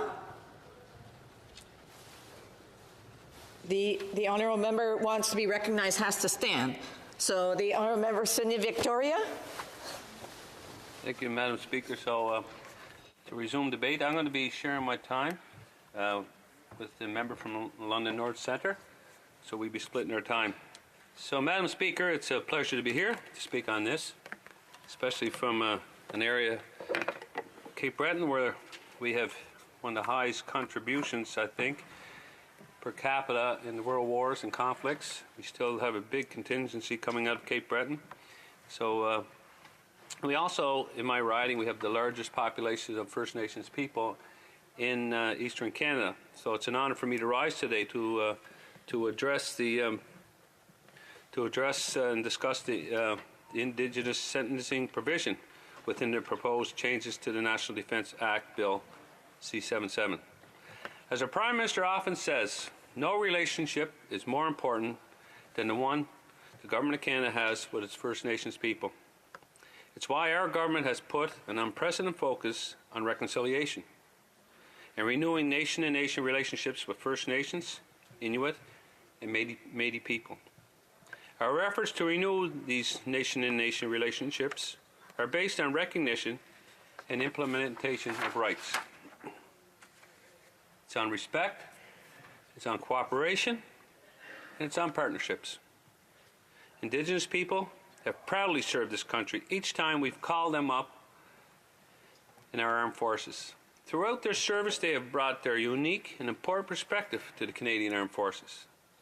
We've seen them in action, both here and abroad. Madam Speaker, Indigenous people have served honorably in the forces so far back as First World War. During the defining moment of our national history, many Indigenous personnel brought valuable and unique skills to our Canadian forces. The Second World War saw thousands of Indigenous people answer the call of duty for Canada. They took on new roles during this conflict, including taking on as code talkers and the highly sought skill that it was. These code talkers used their native Cree language to encrypt sensitive radio messages so they could not be understood if they're intercepted by enemy. And if I just may say, 5 years ago, this upcoming spring is going to be the celebration of the landing of Normandy, which would have been 75 years ago. So 5 years ago, I had the honor of going to Normandy for the 70th celebration. And of course, many Canadians landed there, and many Canadians give up their lives, many Cape Bretoners. And I went to the grave sites, and at the grave sites I seen First Nations people from Cape Breton who give the ultimate sacrifice for freedom in Europe. So we know the contributions there, and it continues to be, and we have to look at it differently. More recently, Indigenous Canadian Armed Forces members have served in Bosnia, Kosovo, Afghanistan, and other UN-led humanitarian and peacekeeping missions. They have risked their lives defending the Canadian values of peace, freedom, democracy overseas, and sometimes overcoming significant cultural challenges in order to do so. Madam Speaker, their contribution is notable, and we owe them a debt of gratitude. If we want to continue to build on this long and proud history, we must demonstrate our respect for the Indigenous Canadian Armed Forces members. It's not enough to simply state it. We must show it in a meaningful action. It's no secret that Indigenous people in Canada have been faced very difficult histories. Sadly, it's part of our history that we acknowledge, and a wrong our government seeks to right. That's why, Madam Speaker, we are proposing changes to the National Defence Act in Bill C-77 to mandate the consideration of circumstances of Indigenous offenders during their sentencing. Now, the proposed changes will mirror the provisions set forth in the Criminal Code, which mandates that Indigenous offenders' history and circumstances be taken into consideration during the sentencing phase of their trial. Many of them have gone through total different ways of going through life than the rest of us, and that has to be taken into consideration. This information will then inform the judge's decision about the appropriate sentence to be imposed on the Indigenous offender. Now, the proposed legislation will expand on that principle that, in all cases, a sentence must be proportionate to the gravity of the offense and the degree of the responsibility of the offender, and it should be the least severe sentence required to maintain that discipline, efficiency, and morale, of course, of the Canadian Forces. All available punishments, other than imprisonment and detention, which are reasonable in the circumstances and consistent with the harm done to the victims or to the community, should be considered for all offenders, with particular attention to the circumstances of the Indigenous offender. Madam Speaker, amending the National Defence Act to mandate the consideration of the circumstances of Indigenous offenders during the sentencing is just one of the ways the Canadian Armed Forces are supporting reconciliation efforts. They have also put a focus on the outreach and engagement with Indigenous Canadian Armed Forces members. Now, through unique special programs, they will continue to provide Indigenous peoples with an opportunity to learn more about employment opportunities in the Canadian Armed Forces, opportunities to hone their skills and develop new ones. The forces have a number of programs in place just to do that. They have the Indigenous Leadership Training Programs. They also have the 6-week summer programs where military training is combined with Indigenous cultural awareness. Now, this is very important, and we see it right across the country. Some of the programs I may mention is there is the Bold Eagle program in Alberta, the Raven program in British Columbia, the Black Bear program in New Brunswick, and introduced just last fall, there's a Kerkajo program right in Quebec. So combining Indigenous culture and military training allows applicants to develop new skills, abilities, while enriching the Canadian Armed Forces with their talents and their perspectives. I'd like to talk a little bit about the Canadian Rangers. The Canadian Rangers show how the unique skill developed in those 6-week programs are put to use in Canadian Armed Forces. Although not strictly an Indigenous program, approximately 27% of the Canadian Rangers self-identity as Indigenous, a higher percentage than any other components of the Canadian Armed Forces. It's pretty impressive. They are a unique subcomponent of the Canadian Armed Forces that provide a military presence in very sparsely settled areas, like up north, along the coast, and in other isolated areas right across our great country. These Canadian Rangers are Canada's eyes and their ears in these areas. Their intimate knowledge of these areas proves to be an integral part to northern surveillance and regularly provide support to operations such as ground search and rescue, which is very, very important as we see over the last few years. Increasing those regions are a key crossroads where international trade, climate change, and global security intersect. That is why we are making sure that they have the equipment they need to do their jobs. As outlined in the Canadian Defence Policy, strong, secure, engaged will enhance and expand Canadian Rangers training while strengthening their capabilities within the Canadian Armed Forces. Just last summer, the Canadian Armed Forces announced the delivery of a brand new C-19 Rangers rifles in the Yellowknife at 1 Canadian Ranger Patrol Group headquarters. Now, these C-19s are replacing the old No. 4 Lee Enfield rifle that has been a mainstay of the Canadian Rangers for decades. So why are we changing these rifles for the Rangers? The new rifles have been developed to support their work as reservists in the North. It's very, very important that they perform well in conditions well below freezing, and they feature a design that proudly bears the Canadian Rangers crest. So, Madam Speaker, the Canadian Armed Forces and the Department of National Defence value the many contributions of Indigenous Canadian Armed Force members. Indigenous Canadians have barely served in Canada Armed Forces. Fortunately, the member's time is up, but I'm sure he'll be able to add anything that he has left over during the questions and comment period. Questions and comments, or maybe somebody might suggest that you finish it.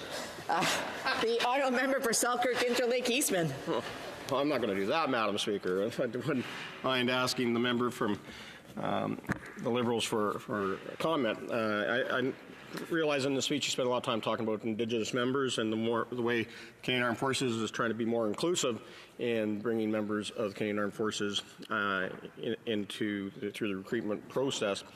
I'd like to get his ideas on how Canadian Armed Forces can improve recruitment measures. I know that the programs that we're running, like Bold Eagle, Black Bear, have been very well received out on the prairies and well participated in, and recruitment has been, from those that participate in those programs, about 30%. So if you could talk about how we could actually increase recruitment. And secondly, if you could also comment on how the Gladue decision of the Supreme Court has been incorporated into Bill C-77 to ensure that Indigenous members of the Canadian Armed Forces are treated fairly. The honourable member for Sydney Victoria.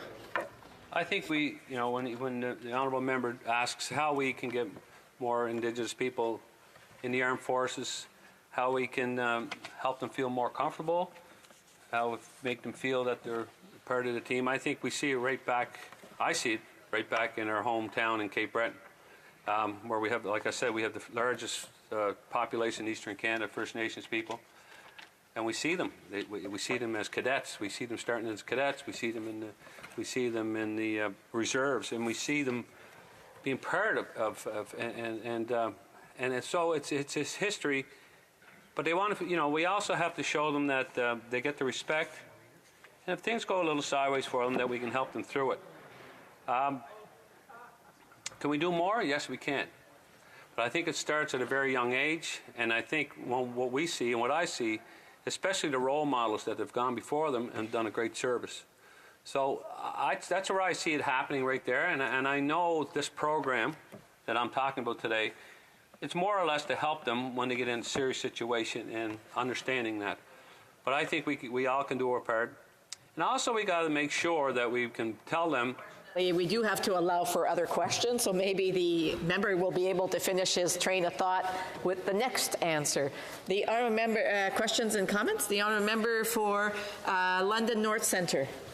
Thank you, Madam Speaker. I was saddened to see recently, just learned that my honourable colleague is not running in the next election. I think he was elected in 2000, if I'm not mistaken, nearly 20 years ago. I can tell you that as a newer member of Parliament, only elected in 2015, he's one of the most respected members of our caucus, particularly among those who are new to this game, if I can put it that way, or at least sometimes it seems like a game when I hear the members opposite. But in any case, I throw the question his way.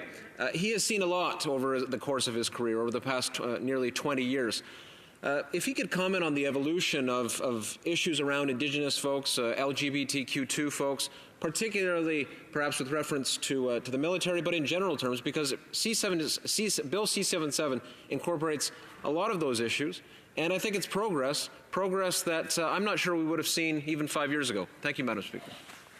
The honourable member for Sydney, Victoria. Madam Speaker, I only have so much time, but it was alluded to that this might be my last year in 19 years, and I'll let the House know that one of my most disappointing moments and most proud moments is dealing with our Veterans Affairs office in Cape Breton. When the previous Conservative government closed that office, it was a major blow for our regular veterans, for Indigenous veterans.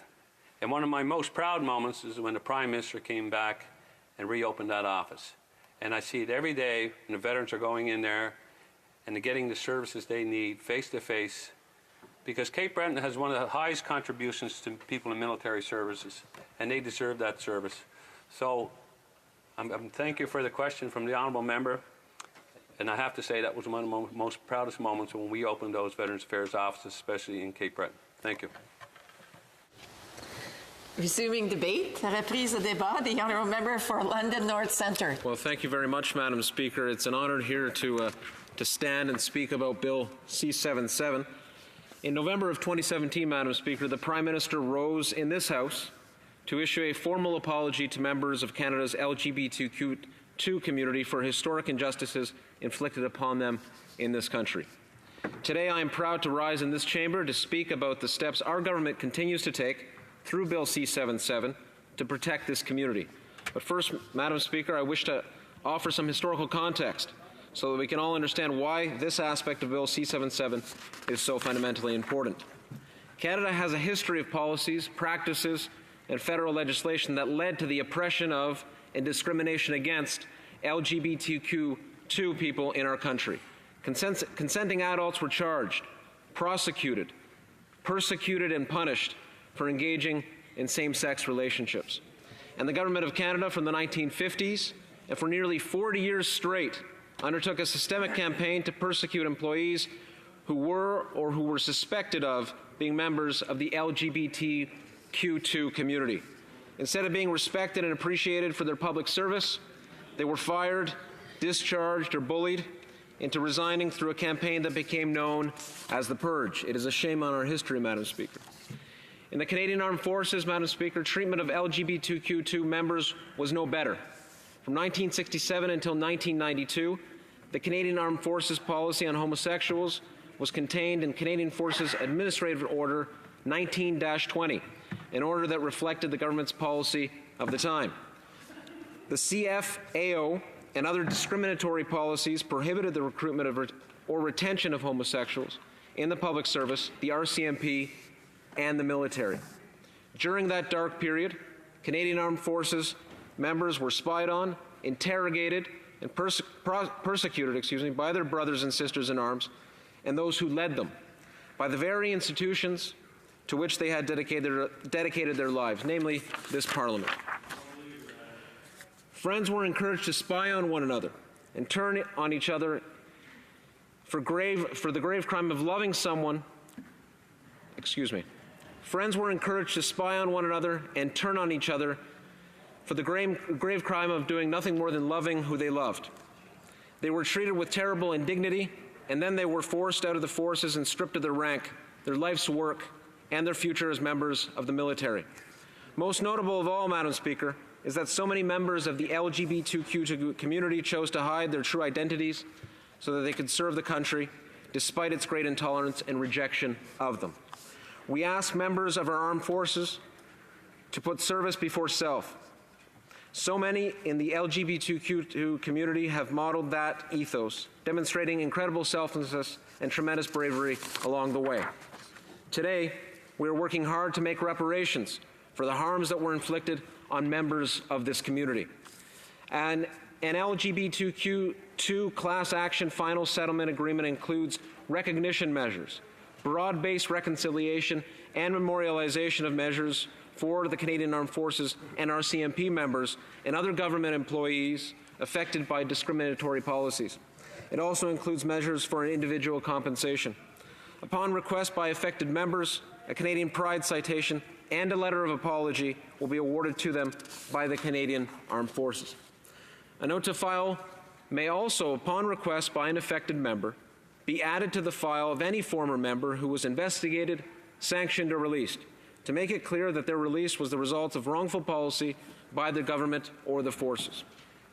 We know that no apology or reparation can undo the damage by these abhorrent policies. But that doesn't discharge us from the responsibility, the fundamental responsibility, to do everything in our power to turn things around and make sure such injustices are never committed again in our country.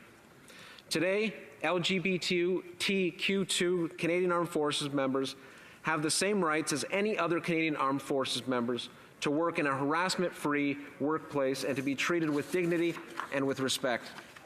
Since taking office, we have taken concrete steps, sincere steps, to end harassment in federal workplaces. Going forward, we are going to ensure our approach to harassment is victim-centric, and those who experience harassment have the support that they need. Our mission here is nothing less than culture change. We owe it to our men and women in uniform to get this right. The defense policy, strong, secure, engaged, reaffirms the Canadian Armed Forces' commitment to increasing and promoting diversity and inclusion among its personnel. And many policies and initiatives have indeed been implemented to make this commitment a reality. The defense team has appointed diversity champions, for example. They have also worked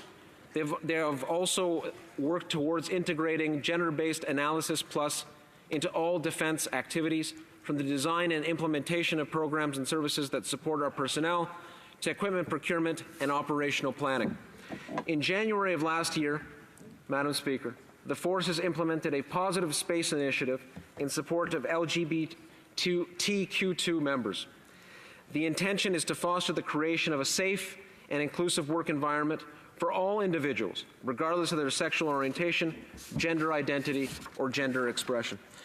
It is a volunteer and peer-based support group for all LGBTQ2 community members and allies to allow them to create networks and seek information and assistance from Positive Space ambassadors. The promotion of diversity and inclusion is a core institutional value that is supported through leadership, communications, and activities at all bases, wings, and across the organization. The defense team has been working through initiatives like the Positive Space Initiative to help create inclusive work environments that really value everyone involved, regardless of sexual orientation, gender identity, or gender expression. Many of those efforts mirror those that have been made by our government. more broadly, and this is where we circle back to the bill before us today. In June 2017, our government added gender identity and gender expression as prohibited grounds of discrimination under the Canadian Human Rights Act.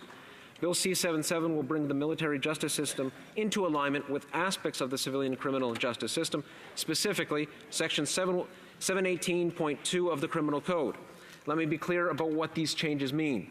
Bill C-77 calls for increased sentences for service offenses and increased sanctions for service infractions when there is evidence that they are motivated by bias, hate, or prejudice based on gender expression or identity.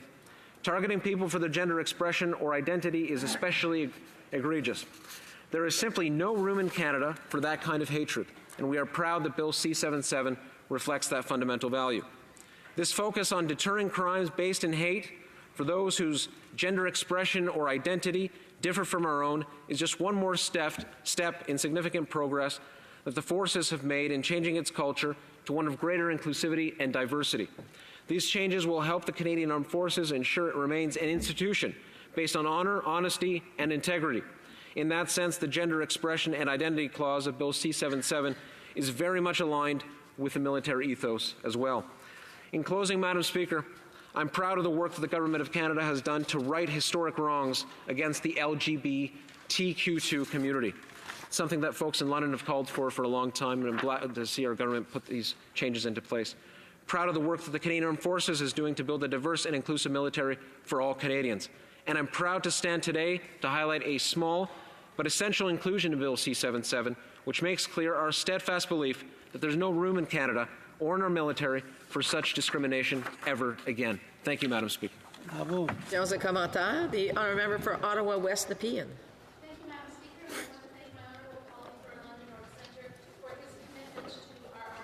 Forces, and particularly those LGBTQ2 members. As somebody who has served as a civilian peacekeeper in both Bosnia and Kosovo, my life every single day depended on the NATO forces and the Canadian forces that were there to protect me. And when we have our armed forces put themselves in harm's way for us, we need to make sure that if they come home injured, that they will get the supports that they need, both physically and mentally. So I'd like to ask my honourable colleague about the $17 million that our government is providing to the Royal Ottawa Hospital to create a centre of excellence for military members and their families and veterans. And if he could elaborate on how important it is to provide those mental health supports. Thank you. The honourable member for London North Centre. And I have to tell you, she's modest, so she will not tell you this, Madam Speaker.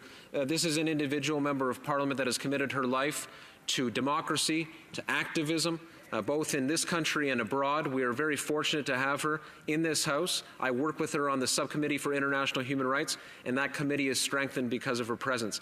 I can also tell you, Madam Speaker, that the Centre for Excellence that she speaks of, I know is something that she advocated for. I know as an Ottawa-based member of Parliament as she is, she's very proud of it, as she should be. We need, as a country, to come together on a nonpartisan basis, might I add, to make sure that these issues around PTSD and other mental health challenges faced by our veterans are dealt with in a meaningful way. The Centre of Excellence is doing that work, and I'm proud to see that our government invested no less than $17 million towards the centre to make that happen. Thank you very much, Madam Speaker. Questions and comments? The honourable member for Selkirk Interlake Eastman. Thank you, Madam Speaker. I appreciate the member's comments just now on standing up for those that are dealing with operational stress injuries like PTSD in the Canadian Armed Forces. And one of the things we have to do is destigmatize the issues of mental health, especially for those that serve and are first responders. Now, unfortunately, at committee we brought forward an amendment that was ruled out of order that would have deleted Clause 98C from the National Defence Act, which deals with self-harm. So that those that attempt suicide could actually be charged with a criminal offense and be court-martialed in the military justice system.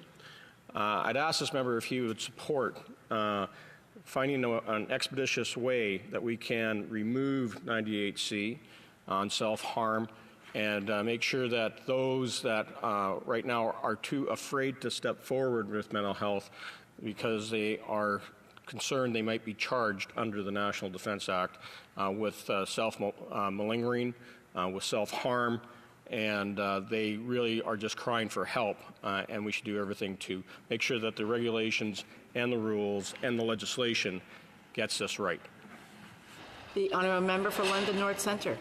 And thank you for the question to the honourable colleague. I'm not a member of that committee, and so I wasn't there for those conversations. It is my understanding, however, Madam Speaker, that it was indeed ruled out of order, Section 98C indeed, for a very understandable reason, that it was outside, making that change went outside of the scope of the committee's work, which happens from time to time in fact, on a regular basis in committees. The chair, in an objective way, ruled it out of order. That also happens on a regular basis for a variety of reasons. And so if it was left there, then that would be problematic. But this government, taking issues around mental health very seriously as we do, has thought about it. And what have we done? The Minister of Defense has invited the Standing Committee on Defense to put forward recommendations on how to address the specific issues around suicide and self-harm that the member points to. In addition, we just talked about the Centre of Excellence, but that and many other measures that we have taken are a concrete evidence to me of how seriously this government takes advocating for the mental health of our veterans, past, present, and future, indeed. Reprise de débat. Resuming debate. Oh, the Honourable Government House Leader has a point of order. Thank you, Madam Speaker. I would like to advise that agreements could not be reached under provisions of Standing Order 78.1 or 78.2 with respect to the following. Third reading stage of Bill C-77, an act to amend the National Defence Act and to make related and consequential amendments to other acts. Report stage and third reading stage of Bill C-83, an act to amend the Corrections and Conditional Release Act and another act. Second reading stage of Bill S-6, an act to implement the Convention between Canada and the Republic of Madagascar for the avoidance of double taxation and the prevention of fiscal evasion in respect to taxes on income. Under the provisions of Standing Order 78.3, I give notice that a Minister of the Crown will propose at the next sitting a motion to allot a specific number of days or hours for the consideration and disposal of proceedings at the respective stages at each of the previously mentioned bills. Thank you, Madam Speaker. Reprise de débat. Resuming debate. The honourable member for Chicoutimi-Le-Fjord. Madam Speaker, it is a pleasure for me to rise again and speak in this House on Bill C-77 as official opposition shadow cabinet defence minister. I sit on the Defence Committee with Ms. Gallant and Mr. Bazan, who have a great amount of expertise. You will no doubt recall that I spoke in this House on the same issue on October 1st, 2018. Bill C-77 brings changes to the Canadian military justice system. This wholly Canadian military justice system saw the day in 1950 and went through legislative changes over the years, including in 1998, 2001, 2008, and 2013. While court-martial is similar to the Canadian criminal justice system in terms of its independence and in terms of burden of proof, it is, however, entirely military. However, as you know, decisions can be appealed in the Canadian civil system.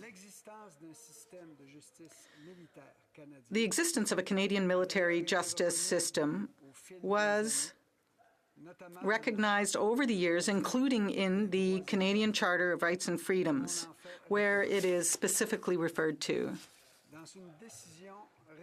In a recent Supreme Court ruling in 2015, the justices reinforced this when they wrote that a parallel military legal system was firmly anchored in Canadian history and supported by clear principles. All this to say, Madam Speaker, that the court-martial system should make it easier for the armed forces to carry out their operations and to maintain discipline, efficiency, and morale within the troops. It is with this in mind that I examined Bill C-77. As I pointed out last October, this bill resembles to a great extent Bill C-71, a bill brought in by our former Conservative government. The purpose of this bill was to align our Canadian military system with Canada's criminal code. The proposed changes would include the Charter of Victims' Rights, the Victims' Rights Charter, in the National Defence Act, and impose a 6-month limitation period for summary trials, as well as specifying those cases that can be dealt with through a summary trial. Bill C-77 that we are debating today proposes the same changes. Before I start talking about a section of the bill that we feel is more problematic, I would like to repeat in the strongest of terms that Conservatives will always protect victims of crime and ensure that they get a fair treatment within the Canadian criminal system. That is why our Conservative government created the Victims' Bill of Rights. And of course, we will support its inclusion in Canada's military justice system. That is why we brought in Bill C-71. The Liberal government does not want to admit that it is copying us with Bill, or rather copying Bill C-77, but they know perfectly well what they're doing. And I don't blame them, because it's the right thing to do. However, it would be good if today my government colleagues could show good faith and acknowledge the excellent work that we did on victims' rights under the previous Conservative government. It would be the least they could do, and it would be a good non-partisan exercise to go through on their side of the House. Bill C-77 on the whole is not a bad bill. However, there is a troubling section of the bill, and that is Section 5, Clause 25, that amends Clauses 162(1) and 164(2) of the National Defence Act. This part of the bill is very different from what we proposed. Under Bill C-77, the burden of proof goes from beyond a reasonable doubt to a balance of probabilities. Madam Speaker, you will obviously agree with me in saying that this does not provide the same level of protection for our men and women in uniform who are going through summary hearings. Having sentences for decisions based on the balance of probabilities rather than the principle of reasonable doubt opens the door to charter challenges. And as I said from the outset, Madam Speaker, a parallel military justice system is based on the Canadian Charter of Rights and Freedoms. Unfortunately, the Liberal government did not support the amendment brought forward by my colleague, the member for Selkirk-Interlake, that could have easily resolved this problem by changing balance of probabilities to beyond a reasonable doubt. Now that Bill C-77 is probably going to move to another level, I hope that the Standing Senate Committee on National Security and Defense will bring forward similar amendments. In committee,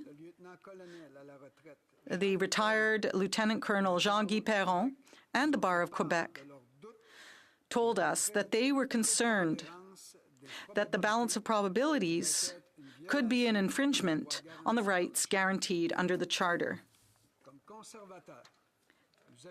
As Conservatives, we support our Canadian legal system as defined in the Charter of Rights and Freedoms and the Constitution, but we do not support a parallel system that infringes on our existing rights. And that is why, among other reasons, why the National Defense Committee report approved some amendments on division. In conclusion, Madam Speaker, it is important to recall once again that Bill C-77 is, to a great extent, a copy of the Conservative Bill C-71. I would be happy if the Liberals could simply recognize the excellent work that we did for the rights of victims in the past. Adding a charter of victims' rights within the military legal system is only a logical continuation of the work that we began. Questions and comments? To the Government House Leader. Yes, thank you, Madam Speaker. And it's interesting, and I think it's important for us to recognize that there was a great deal of effort that went into making sure that we had the right legislation. The member made reference to the Conservative legislation. One of the biggest misgivings in that legislation was the fact that it didn't have that Indigenous factor. And that is a very important It's been out over there a long time. So the Honourable Parliamentary Secretary, his mic wasn't working?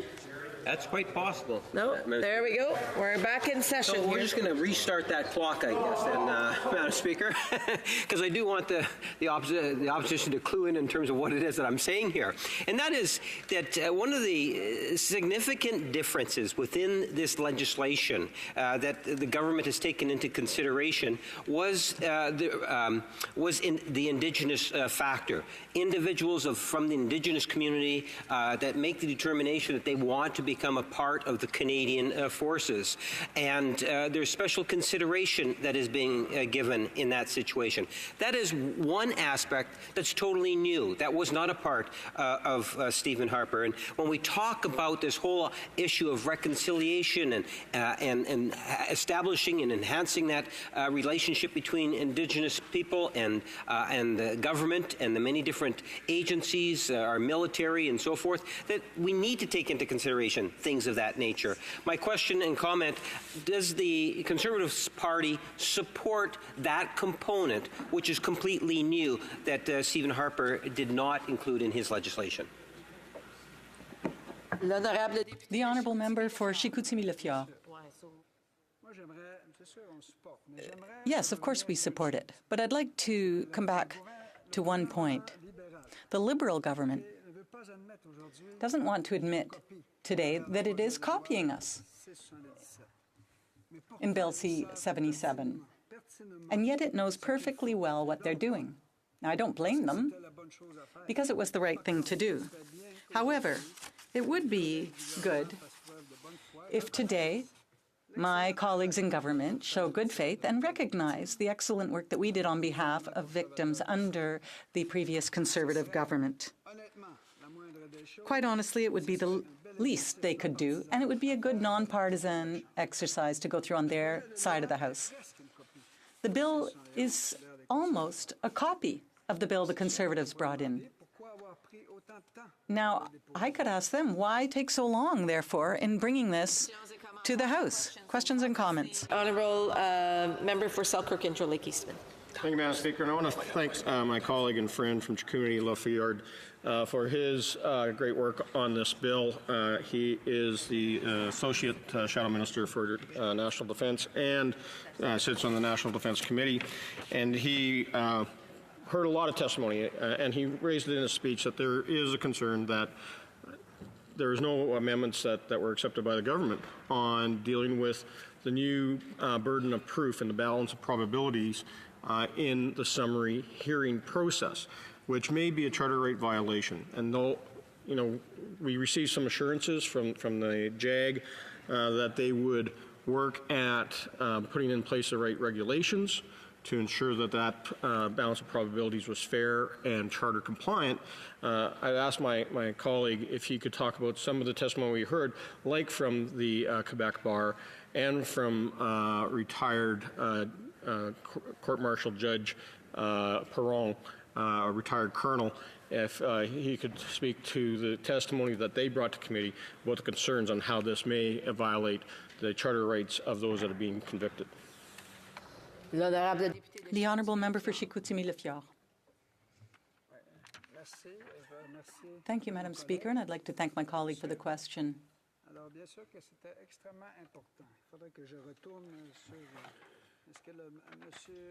I'm going to go back to what Mr. Perron told us in committee. It was very, very important. One thing that's important to know is that the Conservatives have always protected victims of crime. They've always ensured that they get fairer treatment in the Canadian legal system. Questions and comments? Government House Leader. Madam Speaker, it's nice to see that there is support for this legislation, and I will have no problem acknowledging that the previous government did do work on this file. I do agree that we have been able to add components to this bill. It's nice to hear that there was work done in committee. I hear that perhaps a more rigorous debate is always something that we need to consider. Would the member agree that this legislation should be sent to the Senate ASAP, as early as possible? If not, why not send it to the Senate today? The honourable member for Chicoutimi-Le-Fjord.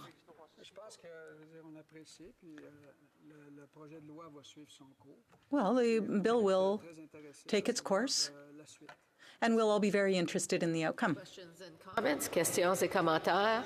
The Honourable Parliamentary Secretary to the Government House Leader. Yes, thank you, Madam Speaker. And it's unfortunate. I like the question that was posed by the Government House Leader. This is not the only legislation. We had also Bill S6. And on the one hand, we have the Conservative Opposition Party saying that they welcome the legislation, they like the legislation, they will vote for the legislation. But it seems that every piece of legislation that they would like to ultimately have virtual endless debate on it. And my question is why does the member opposite feel that even when the opposition supports legislation and wants us to pass the legislation, that they feel so obligated that they have to continue to talk on it endlessly? The honourable member for Chicoutimi-Le-Fjord. Thank you, Madam Speaker.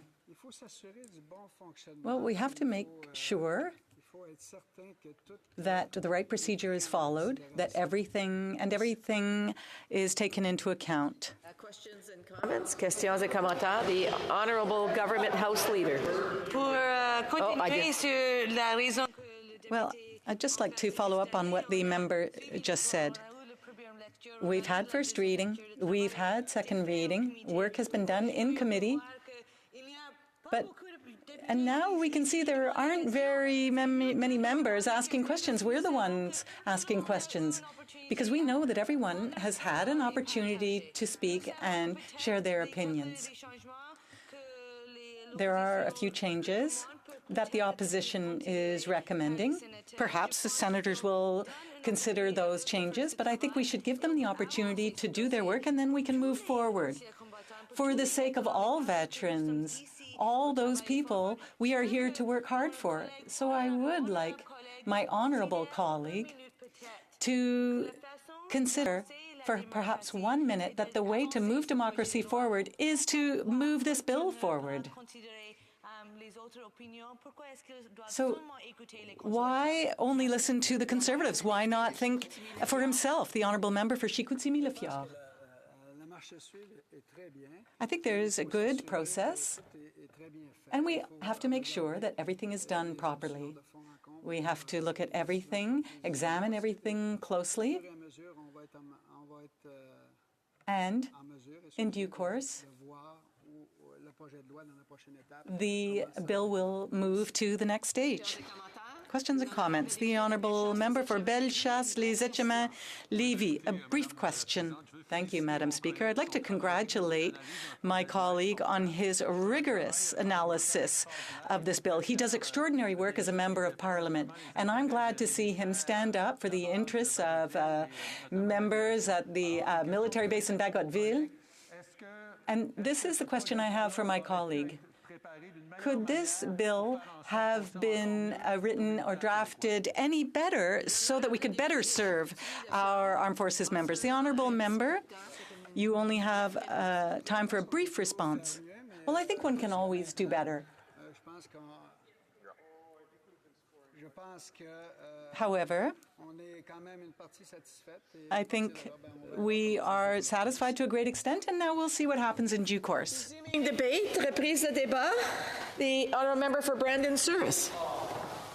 And I do want to remind him that I will have to interrupt him, and he'll be able to carry over his speech to the next time that this matter is before the House. Thank you, Madam Speaker. The bill before us today, Bill C-77, aims to help protect victims of military offenses by providing needed updates to the current military justice system. Updating the judicial system of the Canadian Armed Forces can be a daunting task. Those in the service commit their lives to defend Canada, Canadian values, and beliefs. Whether on foreign soil or right here at home, they must regularly deal with high-tension situations. Their decisions and reactions can often be the difference between life and death, war and peace. The importance of their work cannot be overstated, and as such, they hold themselves to a higher standard. The Armed Forces judicial system is in place to maintain discipline and structure. Following the chain of command is an essential pillar of the military. In this separate judicial system, the offenders are held directly accountable to their commanding officers. While the military justice system is separate from the civilian one, it still operates under the auspices of the Charter of Rights and Freedoms. This separate system is constitutional and has been upheld by the Supreme Court.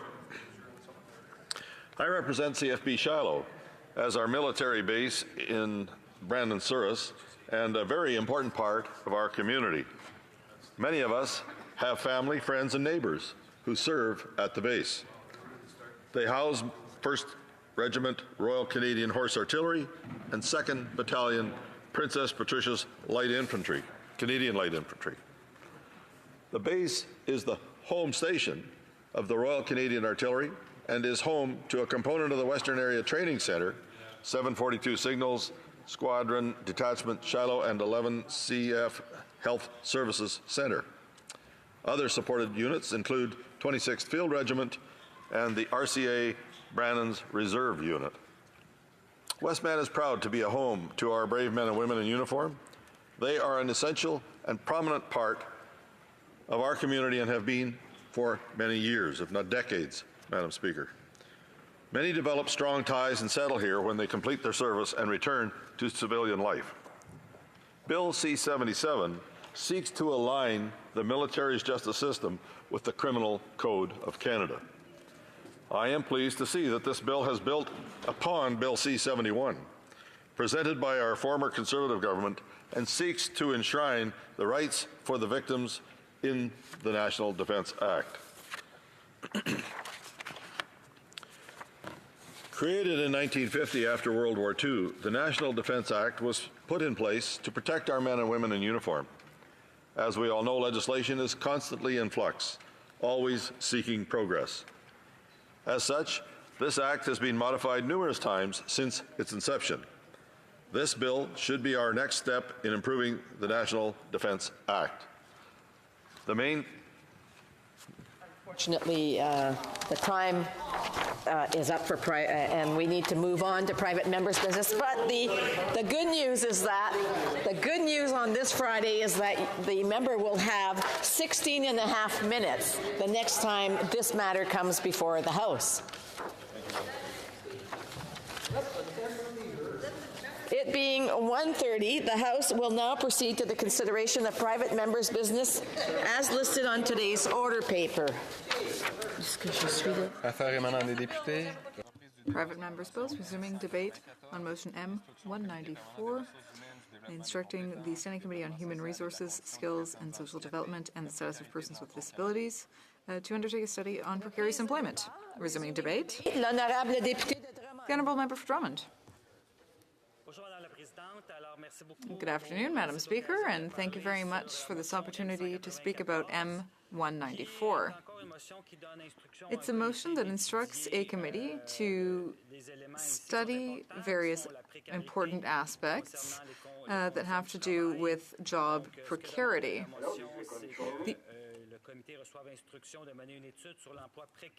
They ask the committee to lead a study on precarious employment in Canada, and there are a series of other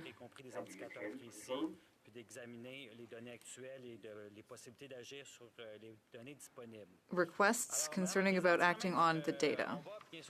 Now, Madam Speaker, of course, we will be supporting this bill. The committee is independent and could very well have decided on its own to study precarious employment in Canada. And it's concerning to see that this already very busy committee is going to be conducting this study, particularly at this point in the session, Madam Speaker. After nearly 3.5 years of the government term, there won't be a lot of time left to do this work. And yet, job precarity in Canada is a very serious issue that affects all layers of our society, and particularly young people in our society, millennials. So after 3 years, the Prime Minister, who is supposedly responsible for youth himself, has not taken any clear measures in that direction. Now, job precarity in Canada leads to serious inequality, and we've seen a number of reports, including an Oxfam report, demonstrating that inequality is actually getting worse and has been getting worse in recent decades. Not only around the world, but particularly here in Canada. And that's something that we need to study. The trend started with neoliberal policies under the Conservative government and previous Liberal governments as well that stripped workers of their social rights and benefits by privatizing organizations and creating more risks for employees. Now, the Liberal government earlier said that it intended to provide more time for workers, but instead of doing that, they're actually asking for yet another study. And yet, we've already done cross-Canada tours. Our member from Churchill, Gwatnuk Asti, did excellent work traveling all across Canada. She did meetings and roundtables. She met with millennials all over the place, and she met with people who were experiencing job precarity. And there were a whole series of recommendations made, definitions that were provided. So it's disappointing to see that, once again, we're looking at yet another study when we could be taking rapid action. Of course, it's relevant for the government to get as much data as possible about people facing job precarity, but experts and academics have already answered most of the questions. There's very little else that we can learn from this study. That's why the NDP has already done a cross-country tour. We've already had a national forum studying the consequences of job precarity. So this is why We want to have concrete solutions. To that end, Madam Speaker, the rise of job precarity shows that the status quo is no longer acceptable. There are too many Canadians who have jobs, but even full-time jobs, but are not able to break out of the cycle of poverty. So it's not normal for citizens to have to work 4 or 5 days a week and still be struggling to make ends meet. Now, most new jobs are part-time jobs or poorly paid jobs with few benefits. That's why it's time for Canada to set an example by having a minimum wage of $15 an hour and by ensuring pay equity. Madam Speaker, every time that I talk to my constituents and I say that pay equity still is not a reality in Canada, they say, you must be joking. But it's true, we still don't have federal pay equity. You would think that's not possible, but it's true. The Prime Minister, who claims to be a feminist, said that he would do everything possible in favor of gender equality.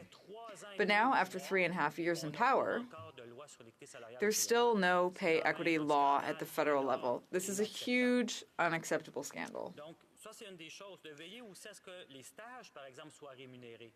We could also look at internships and making them paid.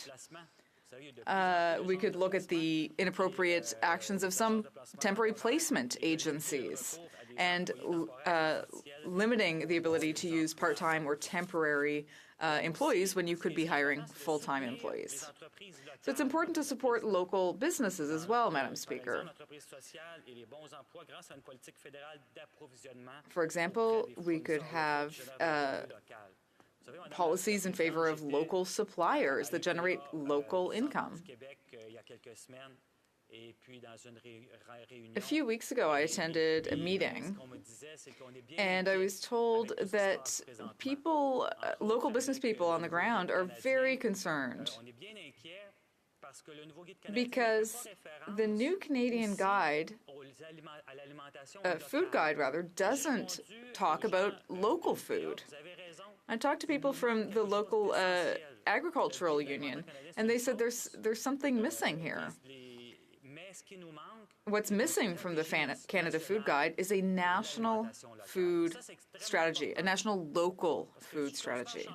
It's extremely important because if you want to change the way you eat, you need to start by eating local. You don't want to. You're not going to get ahead by eating imported food. We want food that's produced in Canada, in Quebec, in Drummond, and that can help us have healthy eating habits.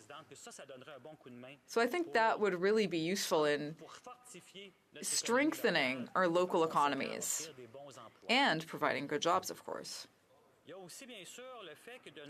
Then there's also the fact that many millennials don't have any private insurance system. Only 38% of Canadians have access to EI, and many of them could lose their precarious jobs. You know, Madam Speaker, it's really time to reform the EI system. And one of the aspects of the EI system that unfortunately makes things even more difficult for Canadians is the sickness benefits under EI. Let me give you some context about this very sad situation. Nearly half of those who use EI sick leave are not able to go back to work when those benefits run out after 15 weeks. So that means that about half of people who asked for EI sickness benefits end up without any money while they're still sick. And they already have to deal with the stress of taking care of themselves, of attending medical appointments. They don't have any income after 15 weeks. Nearly half of Canadians will be affected by cancer at some point in their lives, unfortunately. How much time do you think it takes to recover from cancer? It can take up to 52 weeks, Madam Speaker. That's the average. We're a lot more than 15 weeks. Imaginez-vous, Madame la Présidente, les prestations de maladie, c'est le seul type de régime d'assurance-emploi qui n'a jamais été mis à jour. But the sickness benefits are the only aspect of EI that have actually been updated at all since it was created in 1971. 1971. It's been a while. My daughter often says, well, she was born in 2002, and she says, oh, the year 2000 was a long time ago. But we're talking about 1971 here. Now, Madam Speaker, I have a lot more to say about this, but just to summarize, we are proposing having 50 weeks of sickness benefits under EI, because 15 weeks is not enough. Debate, reprise de débat. The honourable member for Newmarket Aurora. Thank you, Madam Speaker. I rise today to offer my support for the honourable member from Sault Ste. Marie's motion 194, and I would like to thank him for bringing this to the floor for debate. Canadians have worked hard to achieve the lowest unemployment rate in over 40 years. However, this number can only tell us so much about the employment situation in Canada. While good jobs are being created by Canadian businesses every day, there are still hard-working people who put in a full day's work but barely receive part-time compensation. Our government has worked hard to support Canadian labour and their rights to association. Immediately after the election, our government passed Bills C4 and C5. These bills restored fairness and balance to labour relations by repealing legislation that undermined and weakened labour rights in our country. However, there is much more to do to ensure working Canadians receive fair treatment and fair compensation. This motion speaks to a serious and growing problem across Canada that, if left unaddressed, could lead to serious labour issues. That is why this motion is so important, Madam Speaker. An in-depth study on precarious employment in Canada can provide the government with a blueprint to tackle this issue head-on.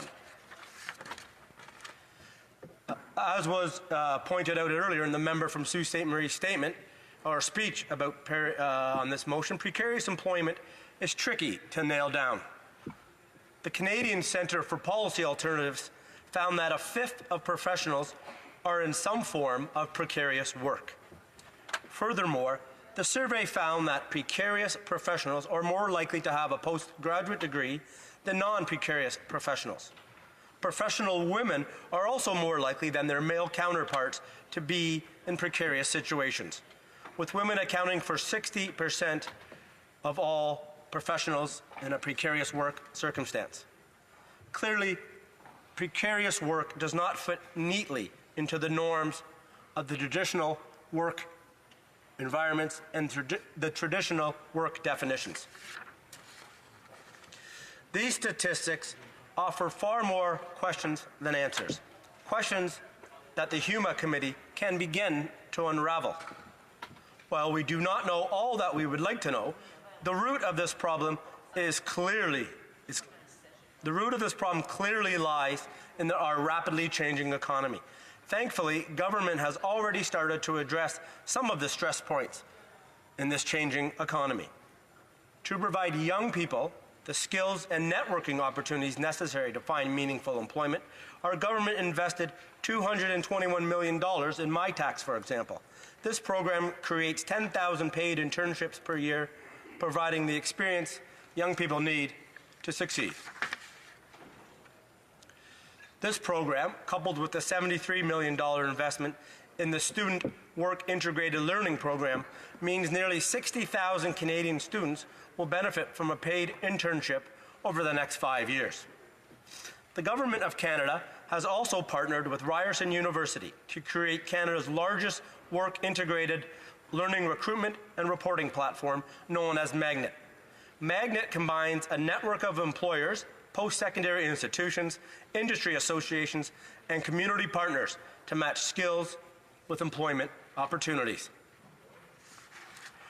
On February 14th, the Honourable Minister of Employment, Workforce Development and Labour, as well as the Minister of Finance, announced plans for a new Future Skills Centre and Future Skills Council.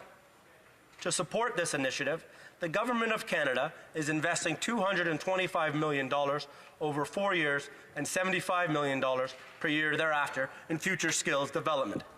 However, it's not enough to prevent people from becoming precariously employed. We need to develop pathways for precarious workers to acquire skills that are in demand. In Budget 2017, the government initiated a 3-year pilot project to help adults who want to return to school with an investment of $287 million over 3 years. It's clear, Madam Speaker, as the national and the international economy changes, Canada and Canadians must put an emphasis on lifelong learning and skills development. The disruptions in the labour market call for a flexible and forward-thinking policy. For this policy to be effective, we need a two-pronged approach. The first begins with Motion 194 to identify and narrow down the indicators of precarious employment. As the motion calls for, we need to dig into the data to come to a more complete understanding of what exactly precarious employment is, both in terms of who it is affecting, but also its larger role in the Canadian economy. The second part of this plan depends on, as I have said, a suite of flexible and proactive programs that leads young people to opportunities for quality employment. The plan must also offer those in precarious work situations a route to new opportunities or new skills, new training that will allow them to find fair, meaningful, and reliable employment. Yesterday, the Finance Minister echoed the Prime Minister's comments that the global economy is changing faster than it ever has before, and it is moving slower now than it ever will in the future. If Canadians are to prosper and find security for themselves and their families in changing global economies, we need to understand how these shifts will affect workers and affect Canadians. Madam Speaker, as indicated in the member from Sault Ste. Marie's speech and his motion, Canadians affected by precarious employment do not fit neatly into one or two industries or demographics. Our government has taken steps to strengthen union rights to association and provide access to education and skills training programs. However, precarious employment is unlike other forms of work and demands a more thorough examination by Parliament. Understanding the indicators of precarious employment will help federal, provincial, and municipal governments address undercompensated workers. When we tolerate full-time work turning into part-time pay with no benefits, we run a serious risk of losing ground that workers and Canadians will struggle with over the next generation. As legislators, we have a responsibility to act in the best interests of Canadians, which is why I will be supporting Motion 194. I urge all members to also support Motion 194. Thank you, Madam Speaker, and thank you to the member for Sault Ste. Marie for bringing this motion to the floor for debate. Thank you very much. Resuming, questions and comments? No questions and comments on this one here.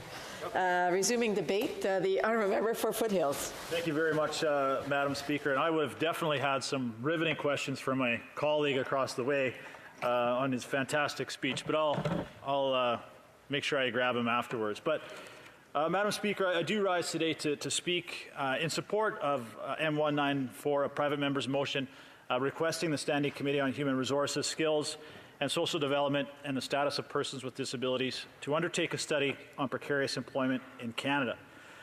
Now, before I go into the body of my speech, Madam Speaker, I just want to mention that we had a lot of discussions over the last couple of days, especially during question period, about the sanctity and the independence of committees.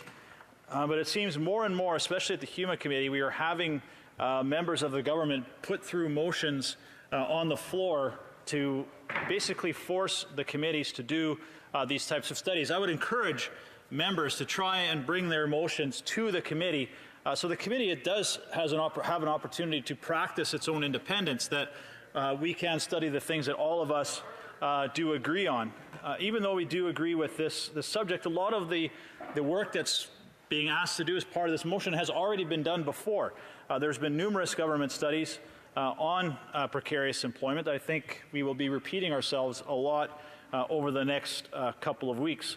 But that being said, I'll get off my soapbox and get to the speech itself.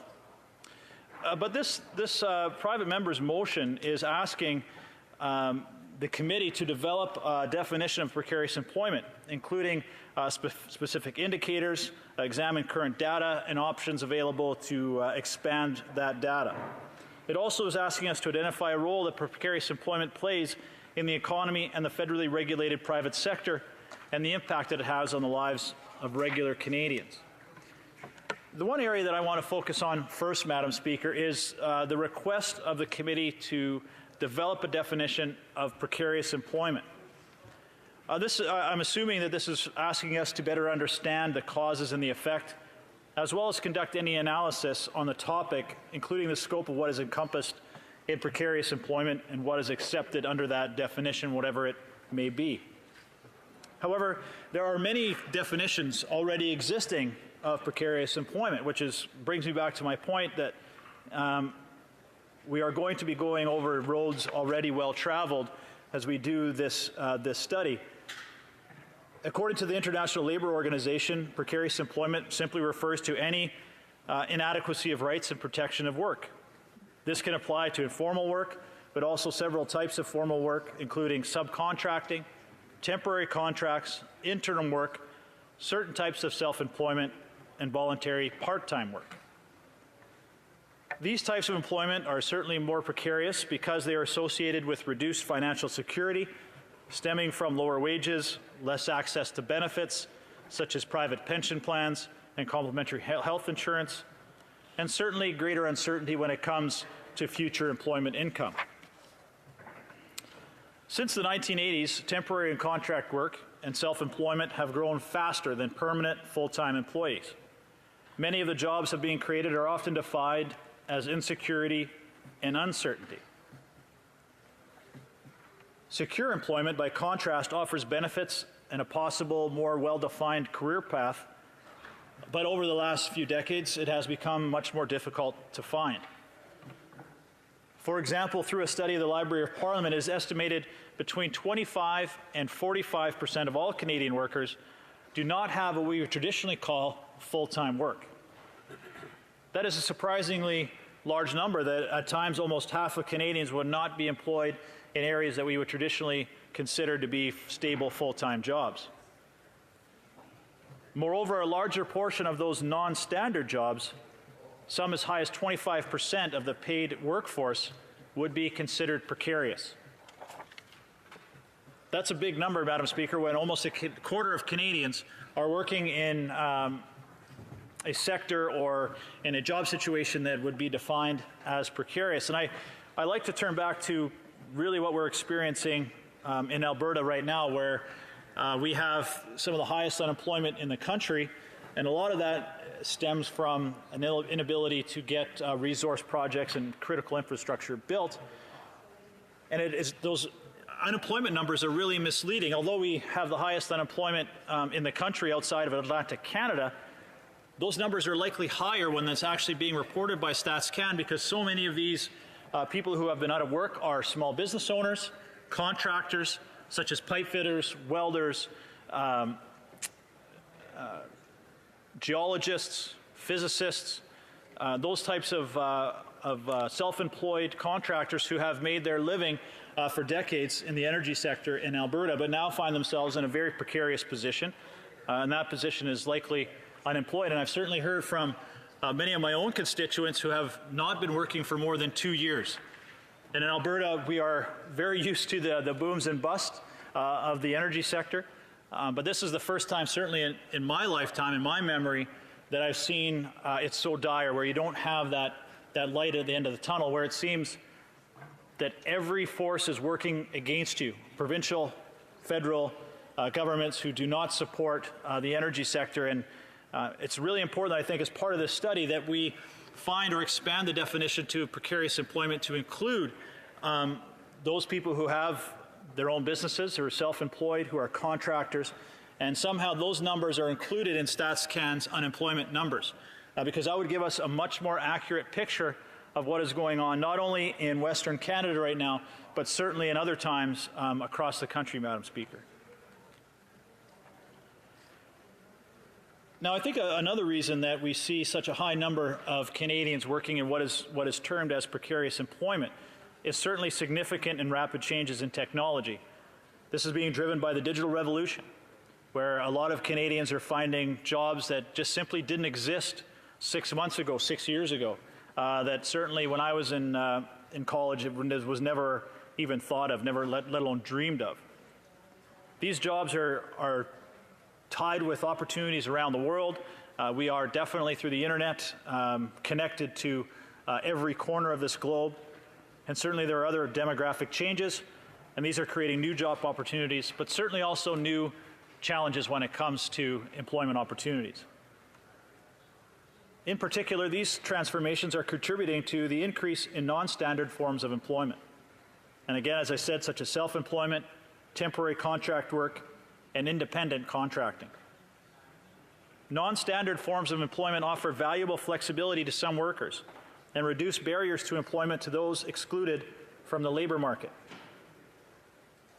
One other thing I would also add is non-standard forms of employment also should be encouraging Canadians to start their own businesses. This is something that we've always encouraged Canadians to do, as our small business owners are responsible for more than 90% of the jobs created in our country.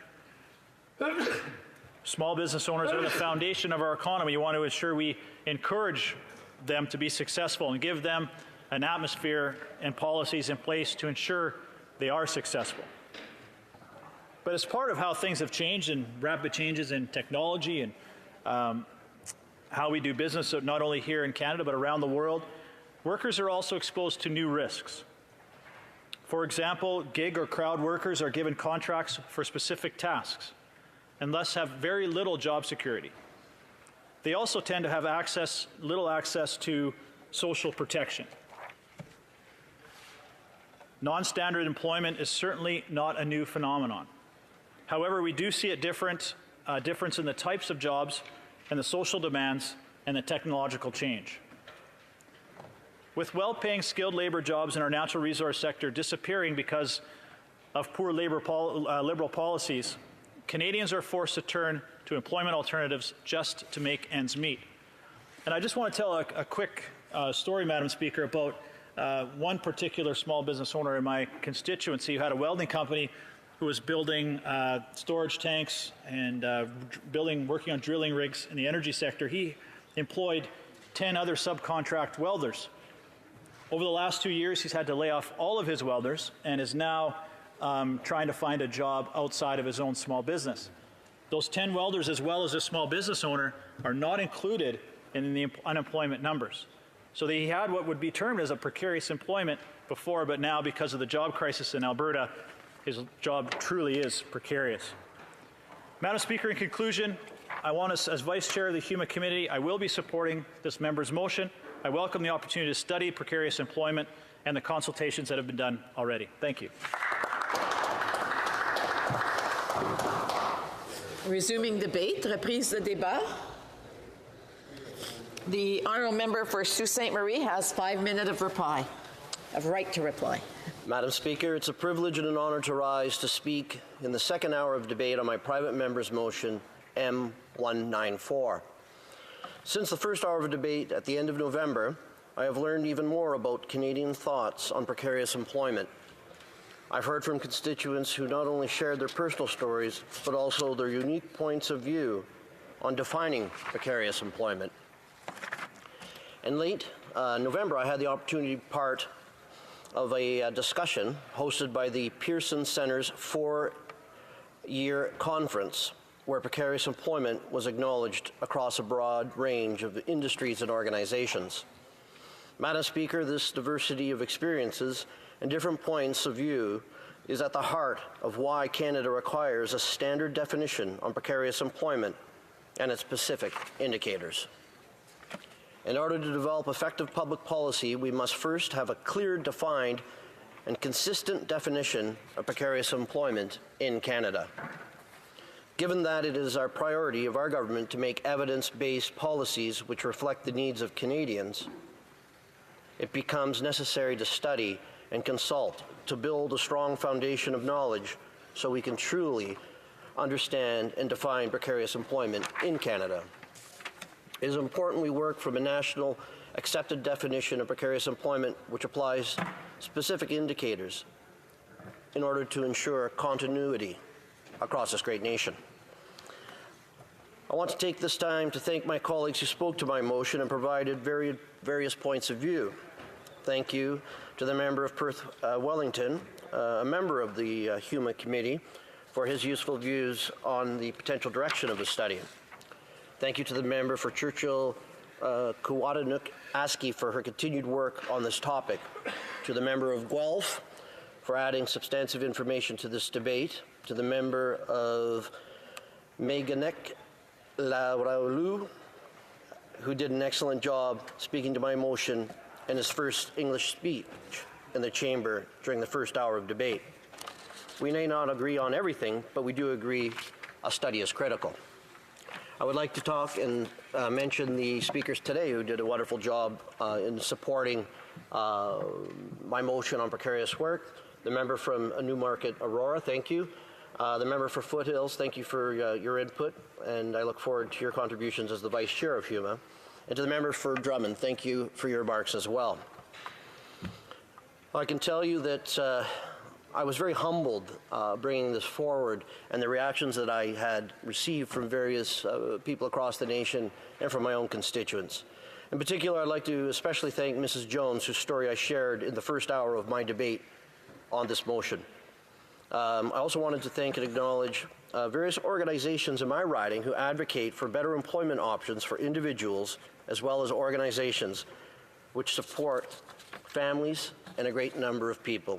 Organizations such as the Center for Social Justice and Good Works, St. Vincent's Place, the United Way of Sault Ste. Marie and the Algoma District, Employment Solutions, and the Sioux Community Career Center. Their work is so incredibly important to our local communities. Unfortunately, too many Canadians are facing difficult circumstances and have too few options. My constituents work hard, Canadians work hard, and they deserve some stability for themselves and their families. As I mentioned during the first hour of debate on motion M194, there's a vast amount of research available on different aspects of precarious employment. And what all this research shows us is that no one is immune to the effects of precarious work. This point bears repeating because any Canadian, no matter age, experience, socioeconomic level, education, or sector, well, they can very easily find themselves in a position of precarious employment. Therefore, Madam Speaker, I respectfully call on all members of the House to offer their full support to motion M194 so we can better serve all working Canadians and their families. Thank you very much. The question is as follows. Mr. Sheehan, seconded by Mr. Longfield, move that the Standing Committee on Human Resources, Skills and Social Development and the Status of Persons with Disabilities be instructed to undertake a study of precarious employment in Canada and be mandated to develop a definition of precarious employment, including specific indicators, as well as examine current data and options to expand available data, and to identify the role that precarious employment plays in the economy and in the federally regulated private sector, and the impact it has on the lives of individual Canadians. Is it the pleasure of the House to adopt the motion? All those in favor of the motion will please say yea.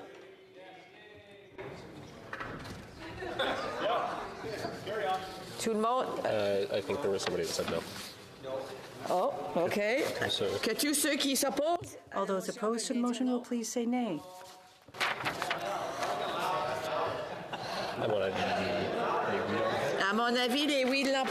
In my view, the yeas have it.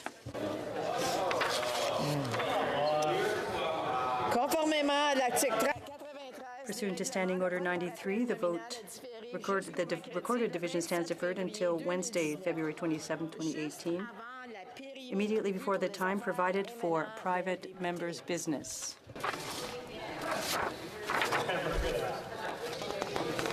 It being 2:06, the House stands adjourned until next Monday at 11 a.m. pursuant to Standing Order 24-1. Have a good weekend, everybody.